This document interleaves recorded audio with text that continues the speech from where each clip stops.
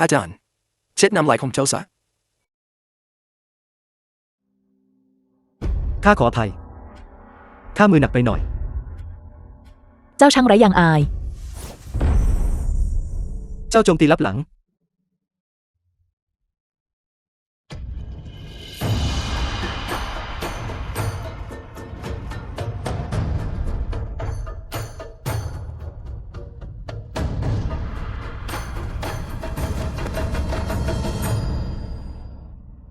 ข้าเป็นคนที่ให้ความสำคัญกับเหตุผลมากที่สุดในเมื่อเจ้าไม่สามารถบอกจุดประสงค์ของเจ้าได้อย่างชัดเจนเช่นนั้นข้าก็ทำได้เพียงตรวจสอบด้วยตนเองอย่างละเอียดก่อนที่จะปล่อยเจ้าไป The film was translated and narrated by M Media. การปฏิเสธความงามของสตรีเริ่มต้นที่ข้า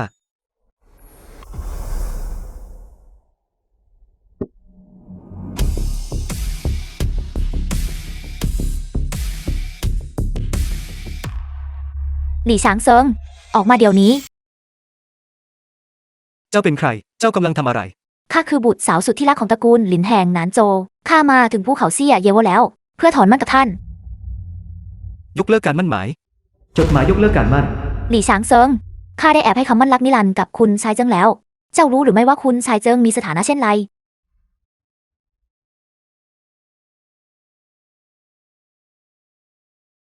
เจ้ามีรากปราณกระบี่ที่หายากจริงๆเมล็ดพันธุ์กระบี่โดยกำเนิดบังอาจเจ้ากล้าดียังไงมาดูหมิ่นคุณชายเจิ้งตระกูลเจิ้งของข้าคือตระกูลที่โดดเด่นที่สุดในนานโจวข้าแนะนำให้เจ้าคุกเข่าลงอย่างเชื่อฟังเซ็นเอกสารการถอนมันหากเป็นเช่นนั้นข้ายังสามารถปล่อยเจ้าไปได้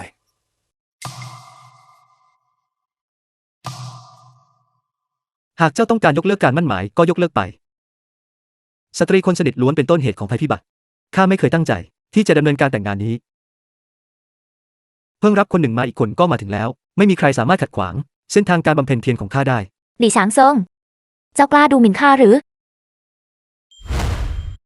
ท่านปรมาจารย์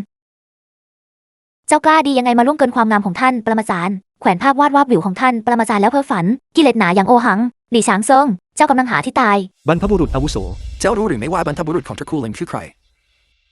นั่นคือหนึ่งในผู้เชี่ยวชาญที่โดดเด่นที่สุดของนานโจวนางมีชีวิตอยู่มา200 ปีแล้วห่างจากการบรรลุธรรมและขึ้นสู่ความเป็นองค์แต่เพียงคราวเดียวเท่านั้นนางเป็นคนที่เจ้าจะสามารถลบได้หรือ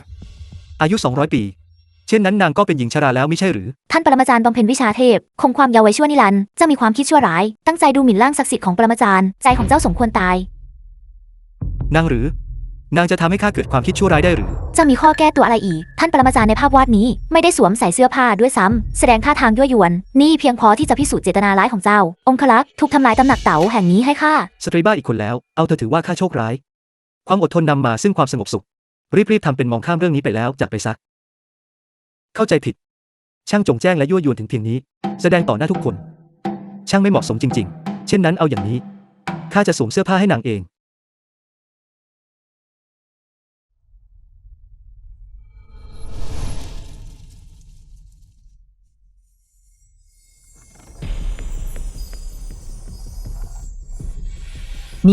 นี่คืออภรธรรมระดับเซียนคงกระพันชาตรีน้ำไฟอันตรายไม่ถึงตัวด้วยสุดยอดสมบัติเช่นนี้มหันตภัยสวรรค์เล็กน้อยก็ไม่น่ากังวลเลยหยุดนะไอโจรนะคะเจ้าต้องการอะไรอีกข้าเพิ่งสวมเสื้อผ้าให้นางไปไม่ใช่หรือต่อหน้าพวกเราเจ้าดูหมิ่นภาพเหมือนของท่านปรมาจารย์เจ้าไม่รู้จักรักชีวิตตัวเองเลยจริงๆสวรรค์ลูกหลานตระกูลหลินของข้าจะมีคนมองการไกลไม่เป็นเช่นนี้ได้อย่างไรเอาเถอะพวกเจ้าทุกคนพวกเจ้าต้องการอะไรกันแน่เจ้ากล้าใส่ร้ายคุณธรรมอันสูงส่งของข้าหรือระวังไว้ไม่เช่นนั้นข้าจะฟ้องเจ้าข้อหาหมิ่นประมาทก๊กในกาลาเทียแต่ในห้องทำให้ภาพอีโรติกของบรรพบุรุษแปดเปื้อนเจ้าคิดว่ามีเหตุผลสมควรจริงหรือทหารมาแล้วหยุดอย่าโจมตีข้ายอมรับความพ่ายแพ้ไม่ได้หรือข้ายินดีที่จะมอบของกำนันมากมายเรามาเปลี่ยนเรื่องใหญ่ให้เป็นเรื่องเล็กและเรื่องเล็กให้กลายเป็นไม่มีอะไรเลยได้หรือไม่ปัญหาน้อยดีกว่าปัญหามากข้าไม่สามารถเดินตามรอยเท้าของพุทธาจารย์คิ้วขาวได้เมื่อเทียบกับการบรรลุสิ่งอื่นใดล้วนเป็นเรื่องเล็กน้อยนี่คือยาบำรุงจิตวิญญาณมันถูกกลั่นโดยใช้ส่วนผสมสมุนไพรบริสุทธิ์81ชนิดผ่านการหลอมเป็นเวลา49 วันเพื่อให้ได้ยาเพียงเม็ดเดียวมันสามารถเปลี่ยนแปลงพรสวรรค์โดยกำเนิดและเพิ่มระดับการบำเพ็ญเพียรได้ข้ามอบของกำนันนี้ด้วยเจตนาที่ดีเจ้ากำลังทำอะไรหลี่ช้างเซิง เจ้าคิดว่าพวกเราเป็นคนโง่หรือยาบำรุงจิตวิญญาณนั้นมหัศจรรย์เพียงใดตราบใดที่ข่าวนี้แพร่ออกไปตระกูลขุนนางในหนานโจจะเข้ามาทีละตระกูลเสี่ยงชีวิตเพื่อแย่งชิงมันคนหลอกลวงเช่นเจ้าข้าเกรงว่าเจ้าไม่มีคุณสมบัติด้วยซ้ำที่จะได้มองดูยาบำรุงจิตวิญญาณ ถูกต้องผมครั้งหนึ่งเคยมีวาสนาได้เก็บการของยาบำรุงวิญญาณมันมีขนาดเพียงแค่เม็ดเล็กๆเท่านั้นแต่พลังยาของมันทำให้เขาเล่นกันได้4ระดับที่ต่อกันหากนี้คือยาบำรุงวิญญาณของแท้พลังยาของมันก็จะเพียงพอที่จะทำลายมนุษย์ธรรมดาอย่างเจ้าให้สิ้นซากบทขยี้กระดูกของเจ้าและโปรยเท่าทานการเล่นกลอุบายเล็กน้อยเช่นนี้ไม่สามารถหลอกลวงพวกเราได้พวกเขาลงเลยยอมจำนวนทันทีพบศีรษะ3 ครั้งเสียนดันและบางทีข้าอาจจะไว้ชีวิตเจ้า พวกไร้สมองทั้งหมด เจ้าว่าอะไรนะ ไม่มีอะไร นี่คือยาบำรุงจิตวิญญาณจริงๆที่ข้ากลั่นด้วยตนเองเจ้าไม่ใช่เมล็ดพันธุ์กระบี่โดยกำเนิดหรือหากเจ้าเพียงแค่กัดคำเดียวเพียงแค่คำเดียวเท่านั้นเจ้าจะเข้าใจเจตจำนงกระบี่แห่งฟ้าดินและกลายเป็นยอดกระบี่ที่ยิ่งใหญ่ที่สุดใต้ล่า ยังกล้าพูดจาพ่อยๆอีกข้าคิดว่าเจ้าอยากตายจริงๆทหารมาแล้ว เดี๋ยวก่อน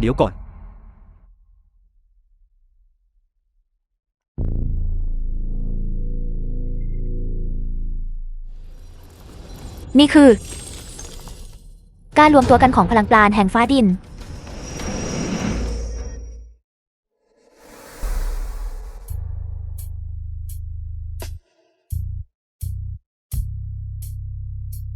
ขอบคุณท่านอาจารย์ที่ประทานยาที่ทำให้ข้าสามารถแปลงร่างเป็นมนุษย์ได้สาวน้อยแมวที่กินยาเสี้ยนเจ้ายังยืนขึ้นได้อีกหรือน่ารักจังไปกันเถอะข้าจะหาของอร่อยให้เจ้ากินอะไรนะ อะไรนะ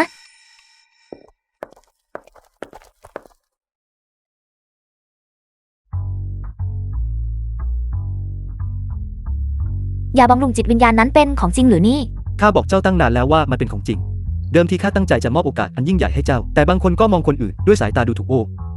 เจ้าพอได้แล้วความวุ่นวายจบลงแล้วเหตุใดพวกเจ้ายังคงวงเวียนอยู่ในบ้านของข้าอีกถูกต้องอย่าขัดขวางการบำเพ็ญเพียรคู่ของข้ากับท่านอาจารย์หากข้าได้บำเพ็ญเพียรกับท่านอาจารย์เพียง5 นาทีข้าจะได้รับอายุยืนยาว300 ปีหากเจ้าไม่ไปตอนนี้อย่าโทษข้าที่ลงมือเอาล่ะ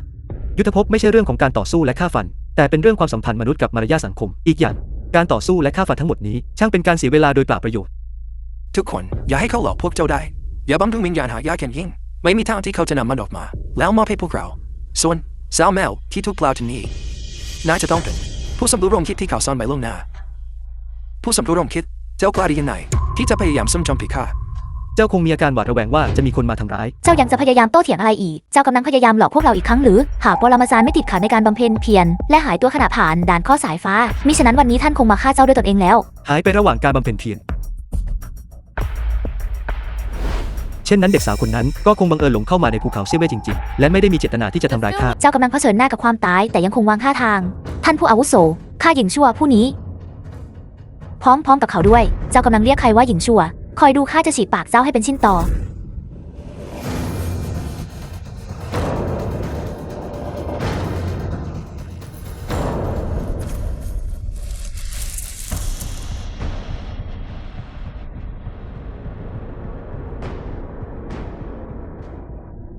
ทุกคนมองให้ชัดเจนนะเอาล่ะข้าไม่ได้ลงมือทุกความผิดมีผู้ก่อทุกหนี้มีเจ้าของหากพวกท่านต้องการแก้แค้น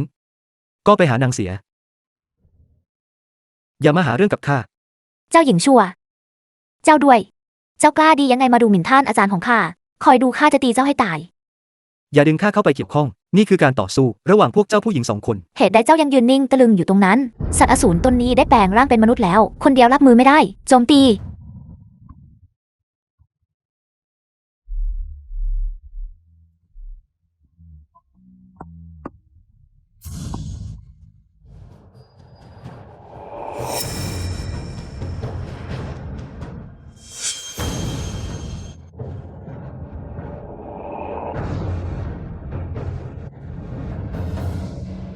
ข้าพูดไปแล้ว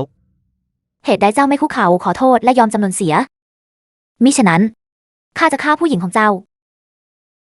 อย่าพูดเหลวไหลผู้หญิงของข้าหมายความว่าอย่างไรข้าหลี่ฉางเซิงจะบอกพวกท่านในวันนี้ว่าข้ามี4 สิ่งที่ไม่แตะต้องควันสุราการพนันและการราคะเพราะข้าเป็นผู้มีคุณธรรมเจ้าเป็นลูกผู้ชายหรือเปล่าเขาแค่พูดไปอย่างนั้นแหละ ข้าไม่เชื่อว่าเขาจะไม่สนใจผู้หญิงคนนี้ ท่านอาจารย์ อย่ากังวลเกี่ยวกับข้าเลย วางใจได้เลย ข้าจะไม่สนใจพวกเจ้าอย่างแน่นอน ข้าได้แนะนำพวกท่านไปแล้วว่าอย่าลงมือ หากทุกคนคิดว่าการฆ่าคน สามารถแก้ไขความขัดแย้งในวันนี้ได้ ก็ฆ่าไปเถอะไม่มีอันตรายใดๆ ให้ข้าบอกอะไรบางอย่างแก่พวกท่าน ตราบใดที่มันทำให้พวกเขารีบใส่หัวไป และหยุดรบกวนการบำเพ็ญเพียรของข้า ข้าจะมอบโอกาส The อันยิ่งใหญ่ film ให้ was แก่เจ้า translated การที่ท่านอาจารย์ and เรียกมันว่าโอกาส narrated อัน by ยิ่งใหญ่ M Media. นั่นจะไม่หมายความว่าการเปลี่ยนแปลงอย่างสมบูรณ์หรอกหรือ ทุกคนห้ามยั้งมือโดยเด็ดขาด รีบฆ่าซะ ใครที่ไม่ลงมือ เป็นลูกหมา ดีมากหลี่ฉางเซิงที่กล้าปฏิบัติต่อ ผู้หญิงที่ทุ่มเทให้เจ้าอย่างหมดใจเช่นนี้ เจ้าสัตว์เดรัจฉานที่มีใจหมาป่าและปอดสุนัขทุกคนปล่อยสาวแมวคนนี้ไป นางเป็นเพียงปีศาจตัวน้อยที่โง่เขลาซึ่งถูกหลี่ฉางเซิงซักนำไปในทางที่ผิดนี่ของวันนี้ พวกเราจะให้หลี่ฉางเซิงชดใช้คืนอย่างแน่นอน หัวของข้า ทำไมข้าถึงคิดไม่ออกนะ เจ้าต้องการอะไรอีก คุกเข่าลงและขอโทษ และยอมจำนนทันที ฉัน ก็ได้ ท่านทั้งหลายวงจรแห่งการแก้แค้นนี้จะสิ้นสุดลงเมื่อใดกัน วันนี้ ให้ถือว่าทั้งหมดเป็นความผิดของข้าเอง ข้าขออภัยต่อทุกท่าน ได้โปรดจากไปเสียเถิด หยุดรบกวนการบำเพ็ญเพียรของข้า ทำให้เส้นทางสู่การบรรลุเซียนของข้าล่าช้า วันนี้ ต่อให้เจ้าคุกเข่าขอโทษ เขายังไม่สามารถหยุดยั้งความตั้งใจที่จะเอาชีวิตเจ้าได้ คนที่น่ารังเกียจเช่นเจ้า ไม่คู่ควรที่จะพูดถึงการบำเพ็ญเพียรยิ่งไม่ต้องพูดถึงเส้นทางสู่การขึ้นสวรรค์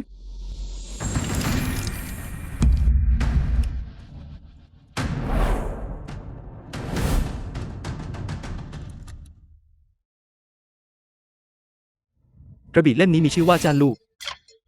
ในสมัยโบราณมันเคยสังหารชิวโหยวในยุคชุนชิวมันทำลาย6 รัฐ ในสมัยราชวงศ์ฮั่นอันยิ่งใหญ่มันตัดงูขาว ในสมัยราชวงศ์ถังอันรุ่งเรืองมันสังหารมังกรคู่ ผลงานการต่อสู้ของมันโดดเด่น จำนวนคนที่มันได้สังหารไปนั้น มีมากกว่าหลายหมื่นคน แล้วพวกเจ้ายังคิดว่าข้าไม่คู่ควรอีกหรือ เซซัง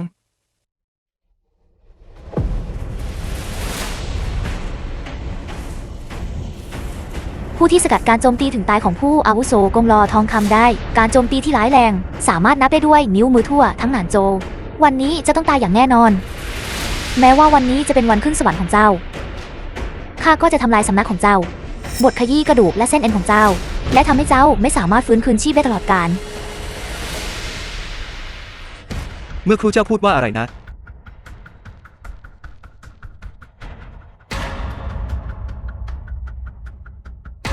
ข้าถามเจ้า เมื่อครูเจ้าพูดว่า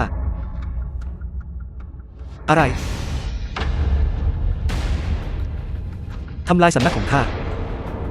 บดขยี้กระดูกและเส้นเอ็นของข้า ขัดขวางเส้นทางสู่การบรรลุเซียนของข้า พวกเจ้าทั้งหมด พวกเจ้าไม่ควรทำเช่นนี้ พวกเจ้าไม่ควรอย่างยิ่งที่จะล้ำเส้นขีดจำกัดของข้า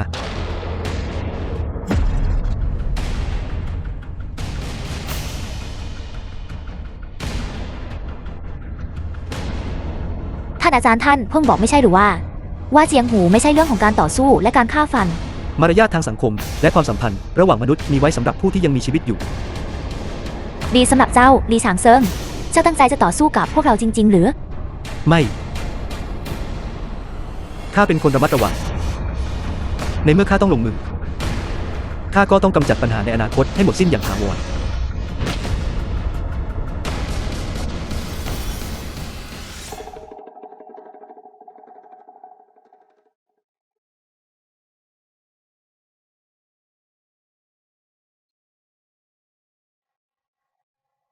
มันไม่ได้ถูกใช้มานานเกินไปแล้ว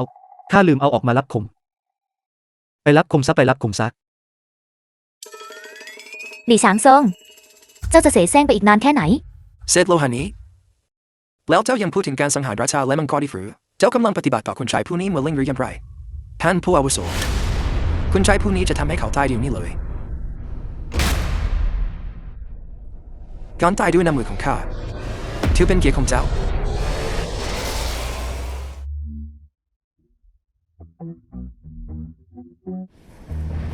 ไม่ได้ ข้าต้องรีบออกไปให้เร็วที่สุด หากคนโง่เหล่านี้ทำให้ผู้อาวุโสพิโรธอย่างสมบูรณ์ ตระกูลหลิงแห่งหนานโจวก็จะสิ้นสุดลง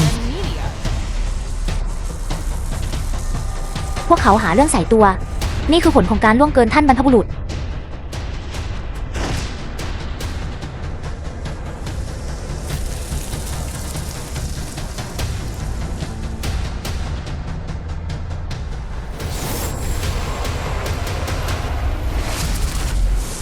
ใครกล้าไม่เคารพผู้อาวุโส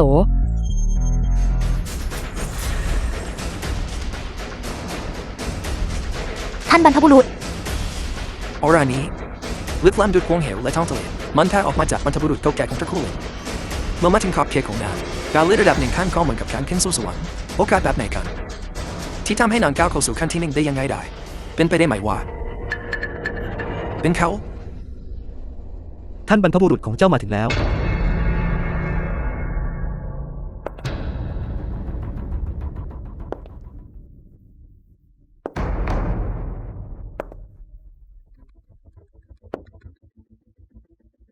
มีปัญหาอะไร ให้เธอบอกเล่าให้เจ้าฟังอย่างชัดเจนต่อหน้า ท่านบรรพบุรุษ ท่านบรรพบุรุษคะ ท่านประสบความสำเร็จในการผ่านพ้นภัยพิบัติแล้ว ไอเด็กมีชูชาและกำหนัดในตัวบรรพบุรุษเก่าแก่บากเข้ามันถึงสวรรค์แล้วบรรพบุรุษเก่าแก่เพียงแค่ขยับเล็กน้อยนางก็สามารถบดขยี้มันให้เป็นผุยผงได้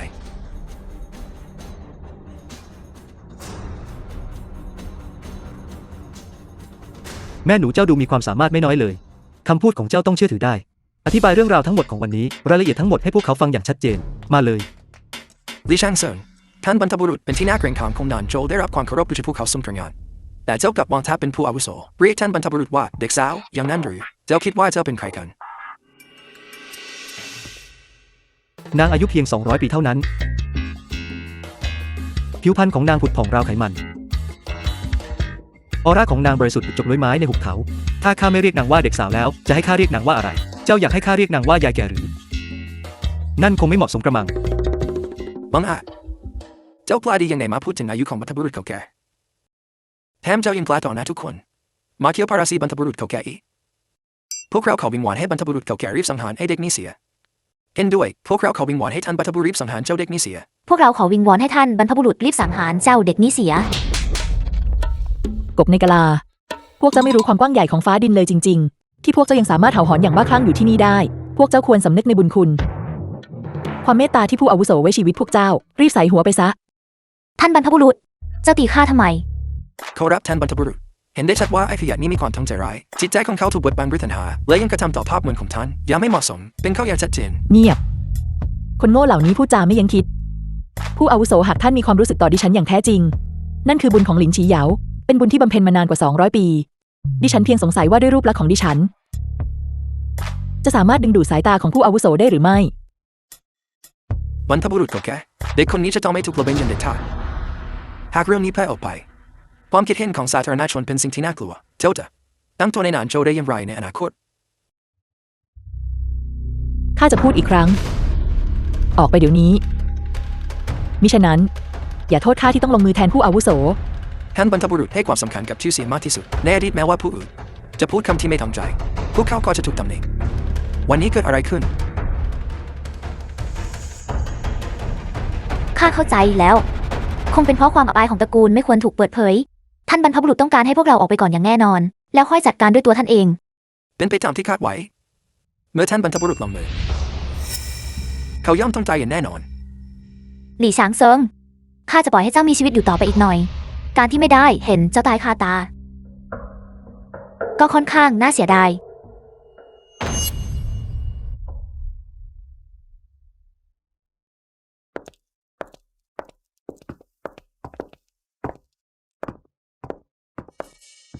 ความเกลียดชังที่คนเหล่านี้มีต่อข้า มันมาจากก้นบึ้งของหัวใจพวกเขา ข้าได้ยอมอ่อนข้อให้มาโดยตลอด แต่พวกเขาก็ยังคงรุกคืบอย่างไม่หยุดหย่อน หากข้าปล่อยให้พวกเขาจากไปในวันนี้ ก็คงไม่ต่างอะไรกับการปล่อยเสือกลับเข้าป่า สู้ฆ่าพวกเขาเพื่อปิดปากเสียดีกว่า กำจัดปัญหาในภายภาคหน้า ผู้อาวุโสโปรดรับข้าเป็นศิษย์ด้วย คุณหนูหลิน ท่านกำลังทำอะไร ลุกขึ้นเร็วเข้า หากผู้อาวุโสไม่ตกลงข้าจะไม่ลุกขึ้น ไม่ใช่ว่าข้าจะไม่ยอมรับ แต่เป็นเพราะคุณสมบัติของข้ายังตื้นเขินเกินไป ท่านบำเพ็ญเพียรมา200 ปีแล้ว ในขณะที่ข้าเพิ่งบำเพ็ญมาได้เพียง20 กว่าปีเท่านั้น ไม่ว่าจะเป็นในแง่ของบารมีหรือชื่อเสียง ข้าไม่คู่ควรที่จะเป็นอาจารย์ของท่าน จะไม่คู่ควรได้อย่างไร ความแข็งแกร่งของผู้อาวุโสนั้นเหนือกว่าฉีเหยามาก และขอบเขตการบำเพ็ญเพียรของท่านก็ยังไม่ถึง The เรื่อง film นี้ was ไม่สามารถอธิบายให้ชัดเจน translated ได้ and ด้วยคำพูดเพียงเล็กน้อย narrated by M. ได้โปรดลุกขึ้น Media. เร็วเข้า ข้าจะไปหาอะไรให้ท่านกิน สอนสิทธิ์ให้อาจารย์อดตาย ตั้งแต่สมัยโบราณ มีอาจารย์กี่คนที่ต้องตายด้วยน้ำมือของสิทธิธรยศ สิทธิ์คนนี้จะต้องไม่ถูกรับเข้าอย่างเด็ดขาด หากผู้อาวุโสไม่รับข้าเป็นศิษย์เป็นเพราะท่านดูถูกพรสวรรค์ของข้าใช่หรือไม่ เช่นนั้นข้าจะแสดงให้ท่านเห็นว่าข้าทำอะไรได้บ้าง เพื่อให้เขารู้ว่าข้าคืออัจฉริยะแห่งการบำเพ็ญเพียรที่หาได้ยากในรอบ100 ปี คุณหนูหลิน ท่านกำลังทำอะไร การตบฝ่ามือเมื่อครู่นี้ข้าใช้พลังไป 90% แต่การโจมตีผู้อาวุโสกลับไม่รู้สึกเจ็บปวดหรือคันเลย เขาไม่รู้สึกอะไรเลยแม้แต่น้อย ดูเหมือนว่าข้าจะต้องใช้การโจมตีด้วยพลังเต็มที่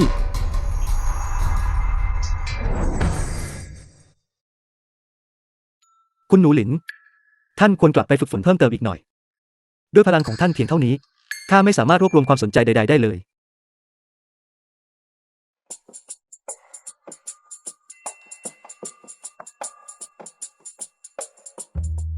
ตอนนี้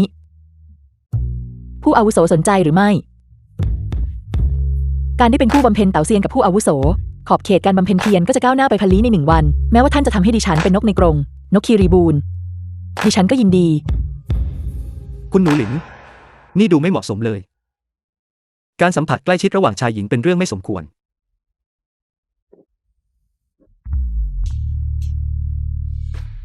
พวกท่านผู้ชายไม่ชอบมายังสถานที่เช่นนี้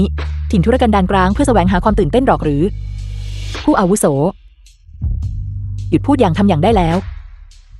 ข้าอุทิศตนให้กับการบำเพ็ญเพียร และไม่ลุ่มหลงในสุรนารี ข้าแตกต่างจากบุรุษตื้นเขินเหล่านั้น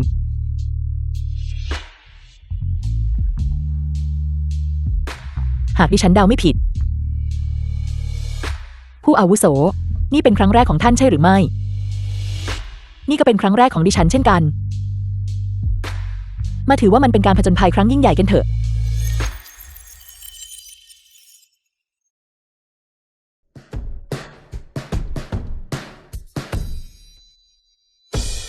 ปากพูดว่าไม่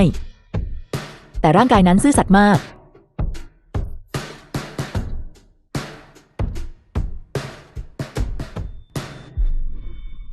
คุณหนูหลิน ท่านเป็นอะไรไป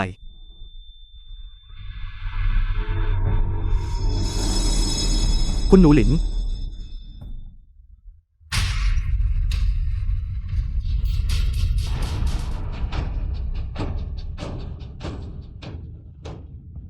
คุณหนูหลินผมของท่าน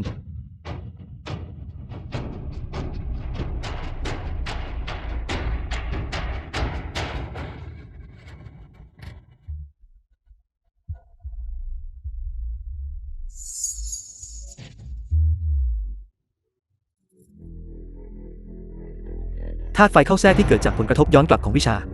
กฎการเอาชีวิตรอดข้อที่ 12 เมื่อสถานการณ์ไม่ชัดเจนการถอยหนีคือกลยุทธ์ที่ดีที่สุด แต่นี่คือภูเขาเซี่ยเยเว่ของข้า ข้าจะทอดทิ้งท่านได้อย่างไร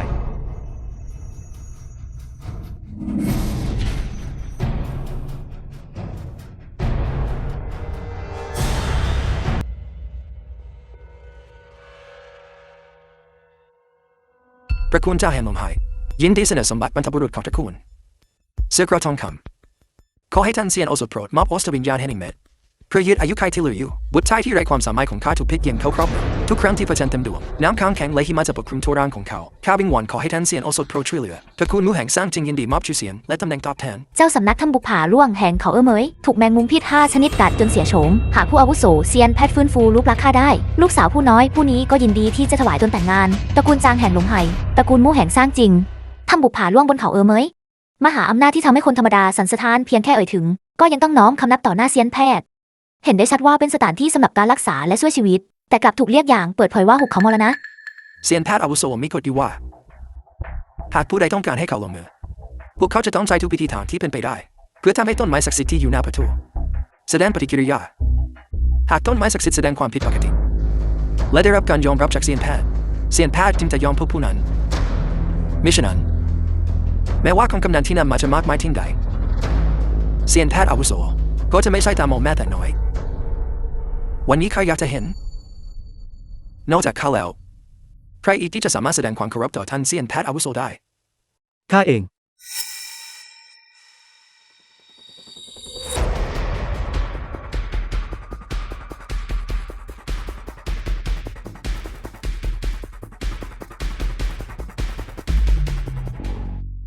คุณหนูหลินผลกระทบย้อนกลับของท่านรุนแรงเกินไปข้าได้ผนึกเส้นลมปราณเสียงของท่านไว้ดังนั้นท่านจึงไม่สามารถพูดได้ชั่วขณะข้ากลัวว่าท่านจะสูญเสียพลังปราณมากเกินไปจนหมดสติได้โปรดอย่าตำหนิข้าเลยเป็นอันขาด ลี่ช่างเซิงเจ้ายังไม่ตายอีกหรือบรรพบุรุษเขาแก่ไม่ได้ฆ่าเจ้าจริงๆหรือ บรรพบุรุษสามารถทำให้ภูเขาทะเลราบเรียบด้วยการโบกมือเดียวท่านจะสังหารเจ้าไม่สำเร็จได้อย่างไรกันหลี่ฉางเซิงไอ้ขยะนี่ต้องเป็นเพราะท่านบรรพบุรุษมีจิตใจเมตตาและปล่อยเจ้าไป บรรพบุรุษเขาแก่ตระกูลลินมีคุณธรรมแห่งการรักชีวิตจึงละเว้นชีวิตอันน่าสมเพชของเจ้าแต่เจ้ากลับยื่นคอมาตรงหน้าคุณชายผู้นี้เจ้าคิดว่าชีวิตของเจ้ามันยืนยาวขึ้นไปแล้วหรือ ข้าไม่มีเวลามาเสียเปล่ากับการพูดคุยกับเจ้าพวกเรามาที่นี่เพื่อตามหาเท่าเฉิน เท่าเฉิน The เจ้าช่าง film กล้า was มาก translated เมื่อผู้คนพบกับเซียนแพทย์ and narrated by ใครบ้างที่ไม่เรียกท่านว่าผู้อาวุโสแต่เจ้ากลับไม่ให้ความเคารพเช่นนี้ เจ้าคิดว่าเจ้าเป็นใครกัน บทเรียนจากภูเขาเซี่ยเยเว่ยังไม่ลึกซึ้งพออีกหรือ ผู้อาวุโสหลี่จะต้องลงมือปลิดชีวิตพวกเขาเอง ก่อนที่คนโง่2 คนนี้จะหุบปากได้ใช่หรือไม่ นางสารเลวเจ้ากล้าตีข้าหรือ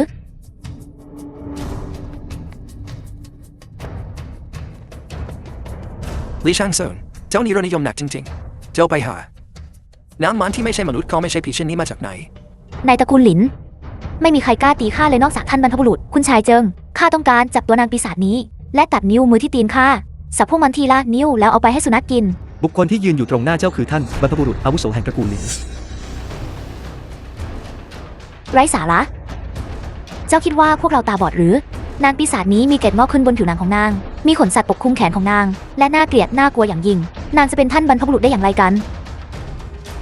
ปีศาจยิงผู้นี้มาจากไหนปลาปลอมตัวเป็นบรรพบุรุษเขาแก่ตระกูลลินชื่อหรือวันนี้ข้าจะเอาชีวิตเจ้าแทนบรรพบุรุษเขาแก่ รอก่อนนางเป็นท่านบรรพบุรุษอาวุโสแห่งตระกูลหลินจริงๆเนื่องจากการบำเพ็ญวิชาเกิดผลกระทบย้อนกลับจนธาตุไฟเข้าแทรกนางจึงกลายเป็นเช่นนี้นั่นคือเหตุผลที่ข้าพานางมาที่นี่เพื่อตามหาเท่าเฉิน รูปลักษณ์ของท่านบรรพบุรุษนะหรือในฐานะผู้สืบทอดตระกูลหลินข้าจะไม่รู้ได้อย่างไรหลี่ช้างเซิงเจ้ายังคงกุเรื่องอยู่ ที่นี่คือสถานที่ศักดิ์สิทธิ์ทางการแพทย์ห้ามโต๊ะสูบ คาราวะหงยา คาราวะมอยา เท่าเฉินผู้น่ารังเกียจคนนั้นเขารับเด็กปรุงยาเข้ามาตั้งแต่เมื่อไหร่เจ้าหนูน้อยคนนี้น่ารักไม่เบา พวกเขาคนใจห้ามการต่อสู้ส่วนตัว ผู้ฝ่าฝืนต้องออกจากหุบเขาทันที ไอ้คือลี่ช่างเซิงนั่นแหละที่โคเรื่องก่อนพวกเรากำลังช่วยแทนเซียนแทนอาวุโสอย่างมีเมตตาเพื่อจัดการพวกเขาควร หากเจ้าต้องการรักษาอย่างจริงใจ ก็จงหาวิธีทำให้ต้นไม้ศักดิ์สิทธิ์แสดงปรากฏการณ์ผิดปกติออกมา วิธีโนพรีดเจ้าไม่สามารถทำให้อาจารย์ของข้าปรากฏตัวและพบเจ้าได้ ลี่ช่างเซิงเจ้าไม่ได้อยากพบแทนเซียนแพทย์อาวุโสหรือหากเจ้าไม่สามารถทำให้ต้นไม้ศักดิ์สิทธิ์แสดงปรากฏการณ์ผิดปกติได้เช่นนั้นเจ้าก็จงใจทำลายความสงบของพวกเขาคนใต้และสร้างศัตรูกับทุกคนที่มาที่นี่เพื่อแสวงหาการรักษา ต้นไม้ศักดิ์สิทธิ์หรือนี่ไม่ใช่ไม้กระถางที่ข้ามอบให้เท่าเฉินเมื่อครั้งนั้นหรือ หลี่ช้างเซิงเจ้ากำลังอึดอัดอยู่ทำไม เจ้าทำได้หรือไม่ทำให้ต้นไม้ศักดิ์สิทธิ์แสดงปรากฏการณ์ผิดปกติได้หรือไม่อย่าบอกนะว่าเจ้าไม่มีความสามารถ ถ้าเจ้าไม่มีความสามารถก็ใส่หัวปีศาจอย่ามาเป็นที่น่ารำคาญที่นี่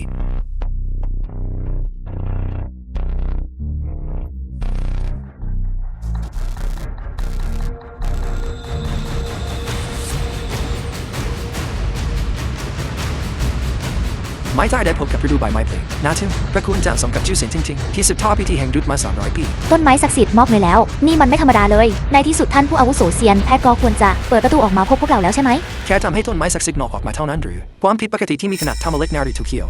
แล้วเจ้ากล้าอวดดีหรือเจ้าว่าอะไรนะ คุณชายเจิ้งมีความสามารถพิเศษอย่างยิ่ง พวกเจ้าทุกคนเป็นแค่การอวดทักษะเล็กน้อยต่อหน้าผู้เชี่ยวชาญ ต่อหน้าคุณชายเจิ้งพวกเจ้าก็ไม่คู่ควรที่จะถูกกล่าวถึงเลย วันนี้ข้าจะแสดงให้เจ้าเห็นว่าความแตกต่างคืออะไร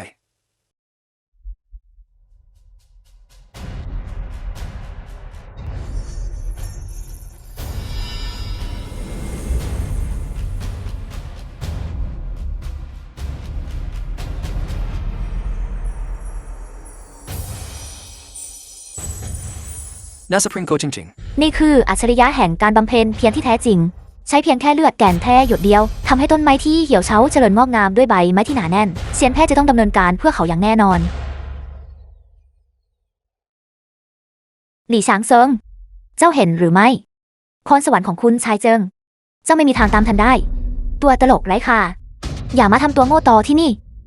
ในเมื่อมันเป็นกฎเช่นนั้นก็ต้องเชื่อฟังเพื่อเห็นแก่เจ้าตอนนี้ข้าต้องใช้บางวิธีแล้ว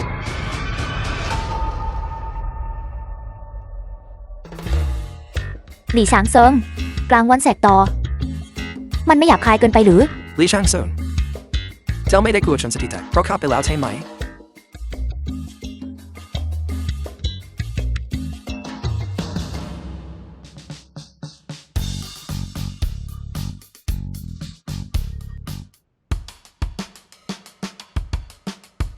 นี่ The คือวัตถุ film วิเศษ was ที่ข้ากลั่นขึ้นมา translated and มันมีชื่อว่า narrated หยด by น้ำคืน M ชีพประสิทธิ์ Media. สิ่งมีอักขระยันต์สลักอยู่บนผนังด้านใน เมื่อได้รับการบำรุงจากวัตถุวิเศษนี้สรรพสิ่งทั้งหลายก็สามารถฟื้นคืนชีพได้ ลี่ช่างเซิงหยุดโกหกได้แล้วนี่มันก็แค่บทนามไม่ใช่หรือแถมยังเป็นโคราคาถูกจัดแทงลอยข้างถนนที่ไม่สามารถนำเสนออย่างเป็นทางการได้ หน้าขัน เครื่องมือของมนุษย์ธรรมดา จะทำให้ต้นไม้ศักดิ์สิทธิ์ตอบสนองได้อย่างไร เจ้าเด็กหนุ่มนี้มาจากไหนกล้าท้าทายอำนาจของเซียนหมอได้ตั้งการทดสอบต้นไม้ศักดิ์สิทธิ์นี้ขึ้นมาเพื่อเปิดเส้นทางสำหรับผู้ที่มีวาสนาไม่ใช่ที่เจ้าจะมาเรียกร้องความสนใจที่นี่ ต้องการความสนใจหรือ ลองดูแล้วก็รู้ไม่ใช่หรือ ลี่ช่างเซิงเจ้าคิดเรื่องนี้ดีแล้วหรือ อย่ากลัวไปเลย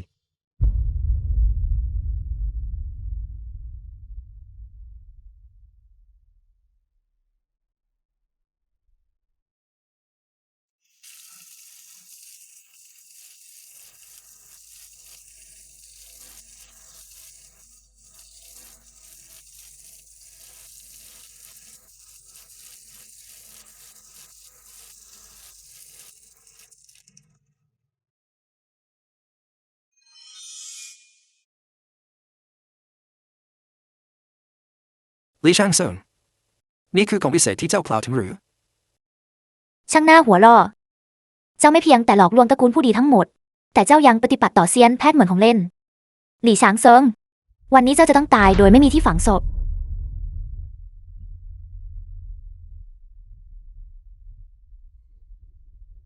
ทุกท่านลี่ช่างเซิงไม่แสดงความเคารพต่อเซียนแพทย์กระทำการยุและประมาทอย่างบ้าบิ่นใครก็ตามที่สามารถตัดหัวของมันและนำไปมอบให้เซียนแพทย์ได้ทั้งเซียนแพทย์อาวุโสจะต้องมอบยาพิเศษให้แน่นอน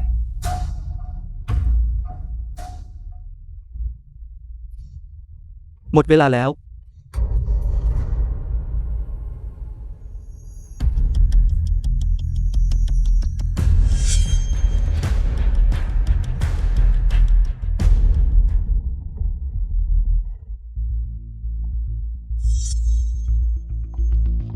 พลสมเซียนต้นไม้ศักดิ์สิทธิ์เอาพลสมเซียน มันคือผลเซียนสมจริงๆด้วยข้าได้ยินมาว่าผลสมเติบโตในบริเวณที่หนาวจัดของภูเขาคุลุนกินดึงผลจำดาลังกันแท้เล็กลันไฟกระดู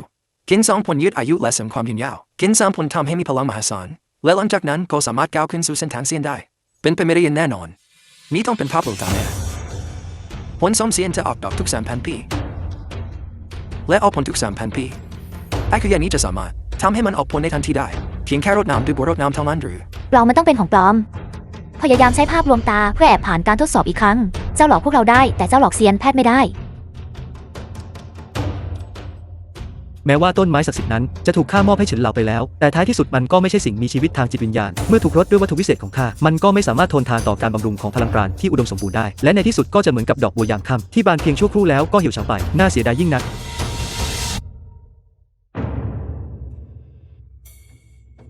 ปรากฏการณ์ประหลาดได้หายไปแล้ว ทุกคนเห็นแล้ว หลี่สางเซิงกำลังแสดงละครอย่างแน่นอน ลี่ช่างเซิงเจ้าไม่ทิ้งแต่หลอกลวงทุกคนแต่ยังใจสัตว์ชั่วร้ายทำลายต้นไม้ศักดิ์สิทธิ์เจ้ารู้หรือไม่นี่คือวิธีการแสดงความเคารพต่อเซียนแพทย์ของเราต้นไม้ศักดิ์สิทธิ์เหี่ยวเฉาเพราะเจ้าหนูเจ้าได้ปิดกันเส้นทางรอดชีวิตของทุกคนการทำลายต้นไม้ศักดิ์สิทธิ์เป็นอาชญากรรมที่ไม่อาจให้อภัยได้เขาสมควรตายด้วยการถูกเชิญผ่านครั้งตั้งแต่ต้นจนจบลี่ช่างเซิงไม่เคยตั้งใจที่จะแสดงความเคารพต่อเซียนแพทย์อย่างจริงใจเขาแค่ทำให้ทุกคนเสียเวลาตอนนี้เขาก็ทำให้ต้นไม้ศักดิ์สิทธิ์เหี่ยวเฉาเขาแค่ต้องการฆ่าพวกเราทั้งหมดจอมตีเขาร่วมกันอย่าปล่อยให้เขาหนีไปได้ใครกล้าแต่ต้องแกะผู้มีเกียรติเขาหุบเขามรณะของข้า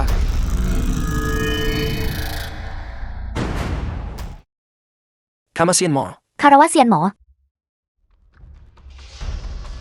เจ้ากล้าดียังไง หลี่ช้างเซิง เมื่อเห็นเซียนแพทย์ทำไมเจ้าถึงไม่คุกเข่า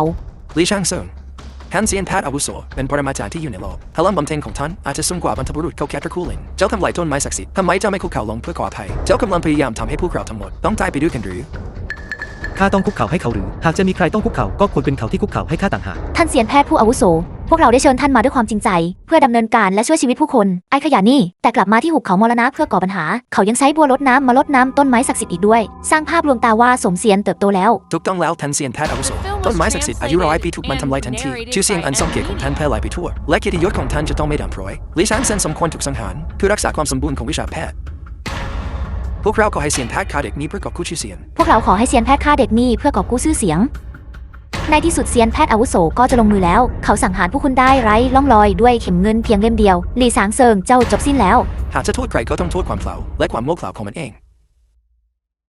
มันกล้าได้ยังไงถึงมาทำโทษอดดีในหุบเขาคนใต้ตอนนี้มันจะต้องตายโดยไม่มีที่ฝัง เซียนแพทย์เฉินมูไปขอคารวะคุณลี่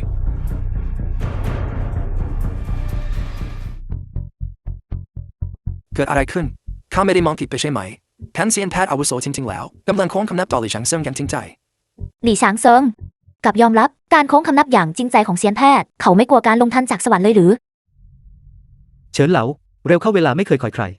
มาเถิดคุณหนูหลินบรรพบุรุษถดถอยเพราะผลสะท้อนของวิชาอายุยืนโดยที่พลังชีวิตและโลหิตไหลย้อนกลับร่างกายของนางเต็มไปด้วยเกล็ดและขนสัตว์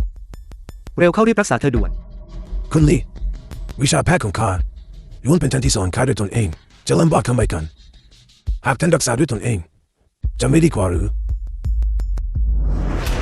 ข้าไม่ได้ รักษาคนไข้มาหลายปีแล้วฝีมือของข้าสนิมเกาะมากแล้วหากข้าทำผิดพลาดไปชีวิตของนางก็จะตกอยู่ในอันตราย คุณลี่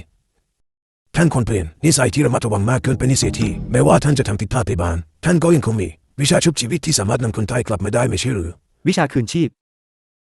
ที่ต้องใช้พลังชีวิตเป็นเดิมพันเป็นอันตรายต่อร่างกายเจ้าหยุดพูดเหลวไหลเดี๋ยวนี้รีบรักษาเธอด่วน ใช่คุณหนูผู้นี้ได้โปรด ท่านเซียนแพทย์ท่านกำลังทำอะไรอยู่หลี่ฉางเซิงทำลายต้นไม้ศักดิ์สิทธิ์ของท่าน ข้ากำลังทำอะไรอยู่ทำไมข้าต้องให้พวกเจ้ามาวิพากษ์วิจารณ์ด้วยหากพวกเจ้าไม่เคารพคุณลี่พวกเจ้ากำลังต่อต้านหุบเขามรณะของข้าหากพวกเจ้าไม่อยากตายก็รีบใส่หัวไปซะ ท่านเซียนแพทย์ท่านแน่ใจหรือว่าจะทำให้ตระกูลและสำนักใหญ่ทั้งหมดขุ่นเคืองเพื่อเห็นแก่ไอ้ขยะคนหนึ่ง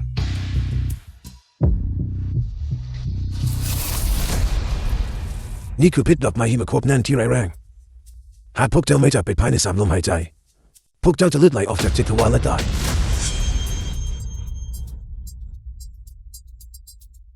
ไป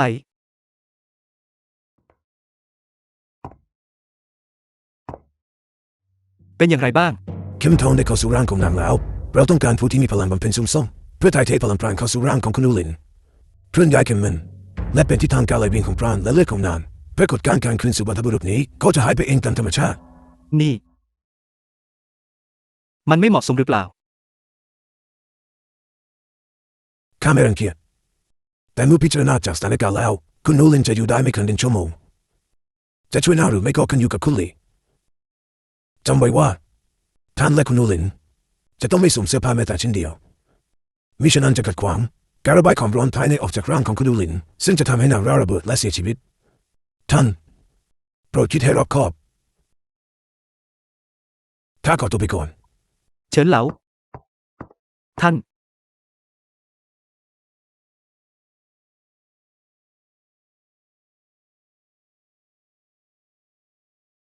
คิดไม่ถึงว่าข้าหลี่ฉางเซิงผู้ที่อ่านตำรามาตั้งแต่เด็ก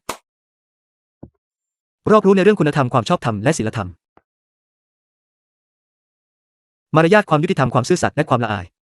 จะไม่คาดคิดเลยว่าข้าจะต้องใช้ร่างกายของตนเองเป็นตัวเร่งปฏิกิริยาทางยาผม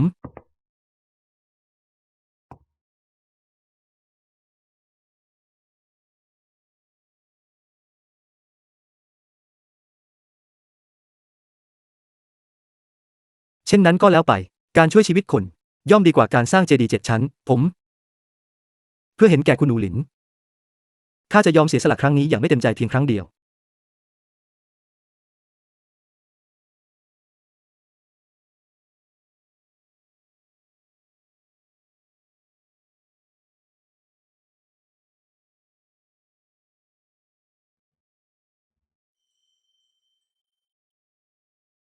The film was translated and narrated by M Media.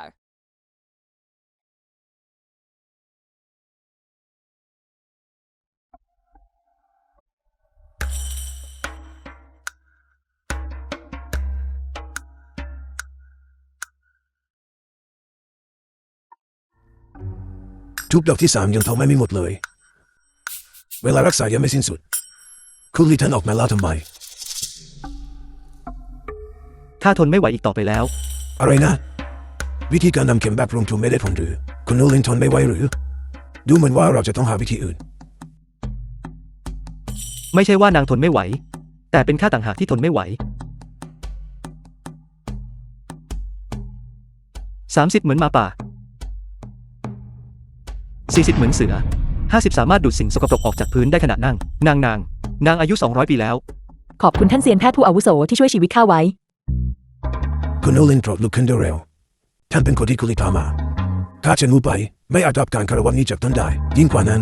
การฟื้นตัวของคุณโนลินความดีความชอบทั้งหมดเป็นของคุณลี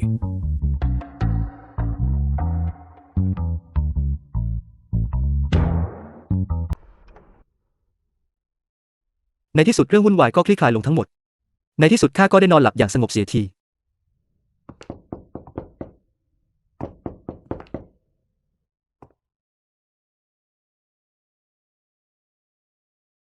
ทำไมเจ้าถึงมาที่นี่อีกแล้วแถมยังแต่งตัวแบบนั้นอีกพวกเราไม่ได้ตกลงกันไว้หรือนั่นเป็นครั้งสุดท้ายที่ข้าจะช่วยเจ้านับจากนี้ไปพวกเราควรอยู่ส่วนใครส่วนมันคุณหนูที่รักของข้าได้โปรดหยุดสร้างปัญหาให้ข้าเถอะข้าแค่อยากมีชีวิตที่สงบสุขและมั่นคงข้าไม่ต้องการสร้างศัตรูกับใครทำไมมันถึงยากเย็นนักที่หุบเขาคนตายท่านผู้อาวุโสเห็นร่างกายของข้าทั้งหมดทุกตารางนิ้วของข้าท่านผู้อาวุโสตั้งใจจะทอดทิ้งข้าหลังจากยั่วยวนข้าแล้วหรือแล้วกลายเป็นคนเลวทรามใช่ไหมสถานการณ์บังคับให้ต้องดำเนินการทันทีข้าทำไปเพื่อช่วยเจ้าใช่หรือไม่อย่าพูดเหลวไหลข้าไม่สนอย่างไรเสียท่านก็ต้องรับผิดชอบข้าคืนนี้ข้าจะอยู่กับท่านข้าไม่ได้แต่ต้องนางข้าจะเรียกคนมาช่วยทำร้ายร่างกาย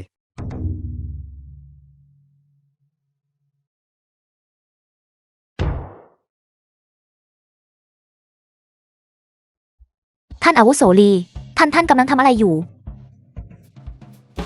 ทำไมเจ้าถึงมาที่นี่ด้วยท่านอาวุโสลีเชิญข้าไปที่ภูเขาเซี่ยเยวอเพื่อรับพรความหมายโดยในไม่ใช่ให้ข้ามาที่ภูเขาเซี่ยเยวอเพื่อปฏิบัติเขาบนเตียงหรอกหรือ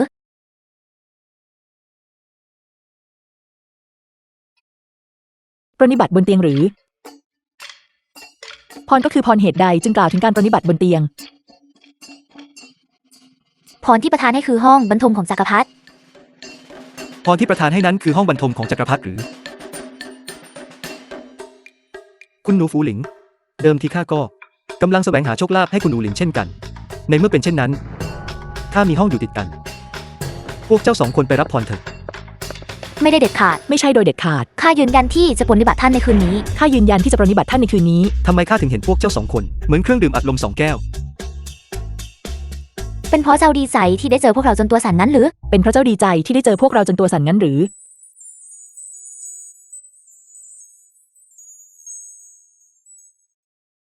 ไม่มันเป็นอันตรายต่อร่างกาย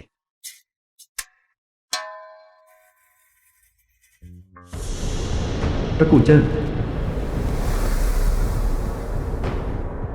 น้อมรับท่านปฐมาจารย์ที่ออกมาจากการปีพิเวกน้อมรับท่านปฐมาจารย์ที่ออกมาจากการปีพิเวกเจิ้งหยวนซานเจ้าตระกูลเจิ้ง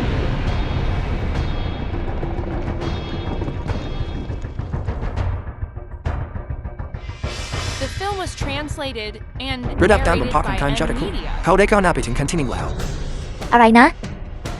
ความเร็วในการก้าวหน้าเช่นนี้น่าสะพรึงกลัวยิ่งกว่าท่านบรรพบุรุษเท่าเสียอีกนางไม่ใช่บรรพบุรุษเก่าแก่ของเจ้าอีกต่อไปแล้วนางเป็นเพียงหญิงชราที่สับสนในเมื่อท่านพ่อของข้าได้เลื่อนขั้นสู่ระดับที่1แล้วมาดูกันว่านางจะยังคงเย่อหยิ่งได้อีกนานแค่ไหนน้อมรับท่านปฐมาจารย์ที่ออกมาจากการปีพิเวกน้อมรับท่านปฐมาจารย์ที่ออกมาจากการปีพิเวกปีนี้เกิดอะไรขึ้นกับเจ้า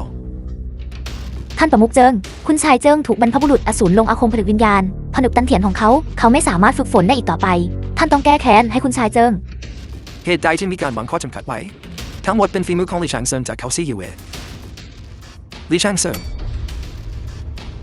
ข้าไม่เคยได้ยินชื่อบุคคลผู้นี้มาก่อน ท่านเจ้าตระกูลเดิมที่ลี่ฉางเซิงเป็นศิษย์ของสำนักกระบี่วิญญาณแต่ด้วยเหตุผลบางอย่างที่ไม่อาจทราบได้เขาพลัดตกไปที่ภูเขาซีเยเวและกลายเป็นผู้บำเพ็ญอิสระไม่งั้นถวายเครื่องบูชาบรรพบุรุษอสูรโนวานบรรพบุรุษอสูรรบเขาอย่างชัดเจนและถึงกับทำร้ายคุณชายด้วยหลี่ช้างเซิงผู้นี้ไม่มีความสามารถที่แท้จริงเขาเป็นเพียงแค่การอาศัยการเป็นโอสถบำรุงของท่านบรรพบุรุษเท่าของเราเผยแพร่ข่าวลือที่เป็นอันตรายเขาไม่เพียงแต่ทำให้ข้าถูกบรรพบุรุษเท่าขับไล่ออกจากตระกูลหลินเขายังทำร้ายคุณชายเจิ้งอีกด้วยทำให้เขากลายเป็นตัวตลกในโลกแห่งการบำเพ็ญเพียร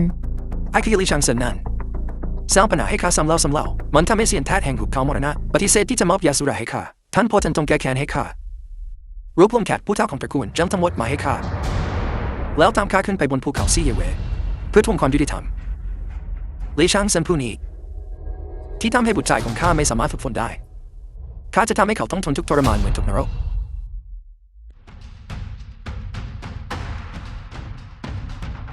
ลี่ฉางเซิงอาศัยอยู่ข้างในนี้ใช่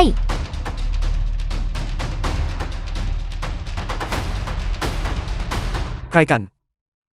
มาตะโกนเสียงดังที่บ้านข้าแต่เช้ามืดเจ้ามาที่เขาเซบีเยเวอีกแล้วทำไมเจ้าคิดอย่างไรหลี่ช้างเซิงเจ้าทำให้พรสวรรค์ของคุณชายเจิ้งถูกทำลายทำให้เขากลายเป็นเรื่องตลกไปทั่วโลกแห่งการบำเพ็ญเพียรพวกเรามาที่นี่เพื่อสสางบัญชีกับเจ้าเป็นไปตามข้าทำร้ายคนหนุ่มแล้วคนแก่ก็ปรากฏตัวเรื่องนี้จะจบลงเมื่อไหร่กันเจิ้งซวนปีนล่วงเกินท่านอาวุโสลีข้าเป็นคนลงมือเองโดยการวางพันธนาการวิญญาณมันไม่เกี่ยวข้องกับท่านอาวุโสลีท่านปลดมาจารเจิงหากท่านกำลังมองหาปัญหาท่านมาหาข้าได้เลยข้าว่าท่านเจ้าตระกูลเจิ้งเหตุใดตอนนี้ท่านจึงพูดด้วยความมั่นใจเช่นนี้เช่นนั้นเจ้าก็ขึ้นสู่ขั้นที่1แล้วเท่าผู้นี้ระดับการบำเพ็ญเพียรของเขาเพิ่มขึ้นอย่างรวดเร็วจริงๆข้าสงสัยว่าเขาฝึกฝนวิชาบำเพ็ญเพียรชั่วร้ายอะไรท่านบรรพบุรุษอสูรบรรพบุรุษเขาแก่ตระกูลทำไมคุณทั้งสองถึงมาอยู่ที่นี่ท่านพ่อลี่ฉางเซิงและบรรพบุรุษเขาแก่ตระกูลนั้นไม่เท่าไรแต่พลังของท่านบรรพบุรุษอสูรไม่สามารถประมาทได้ท่านอาวุโสบรรพบุรุษอสูรนี่เป็นเรื่องของตระกูลเชิงของข้าและเป็นเรื่องส่วนตัวของลี่ฉางเซิงข้าขอให้ท่านอาวุโสบรรพบุรุษอสูรอย่าเข้ามายุ่งเกี่ยวเจิ้งหยวนซานเจ้ามาที่ภูเขาเซี่ยเยเว่เพื่อก่อปัญหาเจ้ากำลังดูถูกตระกูลหลินของข้าอยู่ใช่หรือไม่บรรพบุรุษตระกูลหลินข้าเคยเกรงกลัวพลังของท่านแต่ตอนนี้ข้าได้เข้าสู่ขั้นที่1แล้วท่านคืออันดับ1ในนานโจควรจะลงจากตำแหน่งและยกตำแหน่งให้ผู้ที่คู่ควรไม่ใช่หรือเจ้าได้โปรดอย่าเริ่มต่อสู้กันเด็ดขาดมิฉะนั้นเลือดจะสาดไปทั่วลานบ้านของข้าแล้วข้าจะอยู่ที่นี่ต่อไปได้อย่างไรถ้าเป็นไปได้ก็พยายามอย่าต่อสู้กันเลยลี่ฉางเซิงเจ้าเป็นบุรุษผู้ยิ่งใหญ่จริงๆเจ้าจะซ่อนอยู่ข้างหลังสปรี2 คนจริงๆหรือ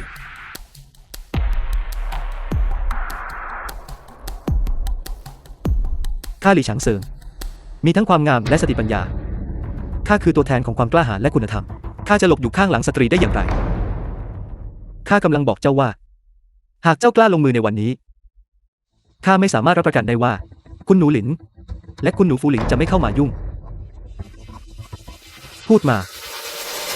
ท่านต้องการอะไรกันแน่ก่อนที่ท่านจะออกจากเขาซี่เยเว่หากเกิดการต่อสู้จริงๆขึ้นหากบรรพบุรุษอสูรเข้าแทรกแซงข้าไม่มีโอกาสชนะเลยแม้แต่น้อยข้าต้องหาทางสังหารลี่ฉางเซิงให้ได้ลี่ฉางเซิงเป็นกล่าวว่าเจ้าสามารถปรุงยาและทำยาได้เจ้ากล้าที่จะประลองการชิมสมุนไพรกับข้าหรือไม่หากข้าแพ้ข้าจะลงจากเขาไปทันทีและจะไม่กลับมาอีกเลยหากเจ้าแพ้ก็จะมอบชีวิตของเจ้าอย่างว่าง่ายชิมสมุนไพรหรือชิมสมุนไพรหรือ The film was translated หากยาไม่กลายเป็นโอสถมันก็คือยาพิษหากคนไม่กลายเป็นเทพสุดท้ายก็ต้องกลายเป็นธุลีไอ้เท่าสารเลวนี่มันคงกำลังวางแผนวางยาพิษข้าอยู่แน่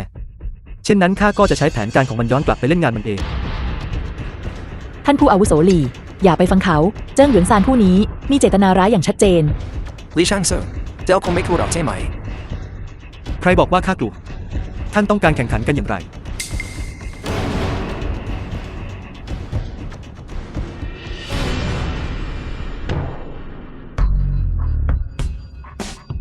บรรพบุรุษเซนองของเราเดลิมรสมุนไพรทั้งหมดข้าสืบทอดเจตนารมณ์ของบรรพบุรุษและลิมรสมุนไพรทั้งหมดเช่นกันเพื่อแสวงหายาที่ดีสมุนไพร2 ชนิดนี้ถูกเก็บมาจากยอร์คาวัวซานพวกมันไม่มีบันทึกไว้ในตำราแพทย์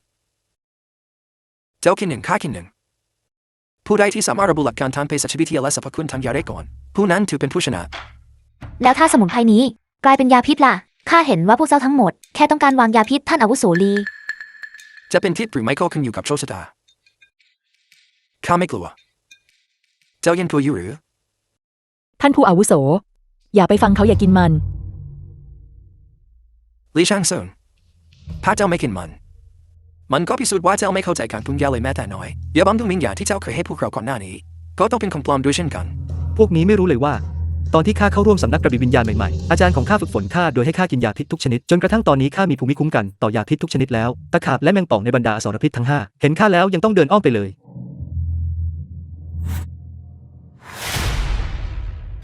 กินกันเถอะ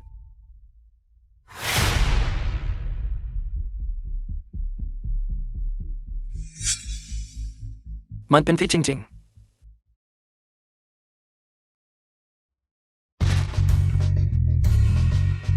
สมุนไพรนี้มีพิษร้ายแรงมากใครก็ตามที่บริโภคสมุนไพรนี้จะเกิดอาการชักกระตุกไปทั่วร่างกายริมฝีปากจะเปลี่ยนเป็นสีม่วงและมีฟองออกจากปากข้าเป็นคนแรกที่ระบุหลักการทางเภสัชวิทยาและผลกระทบของมันข้าชนะ ท่านเซนงโดนเถอะ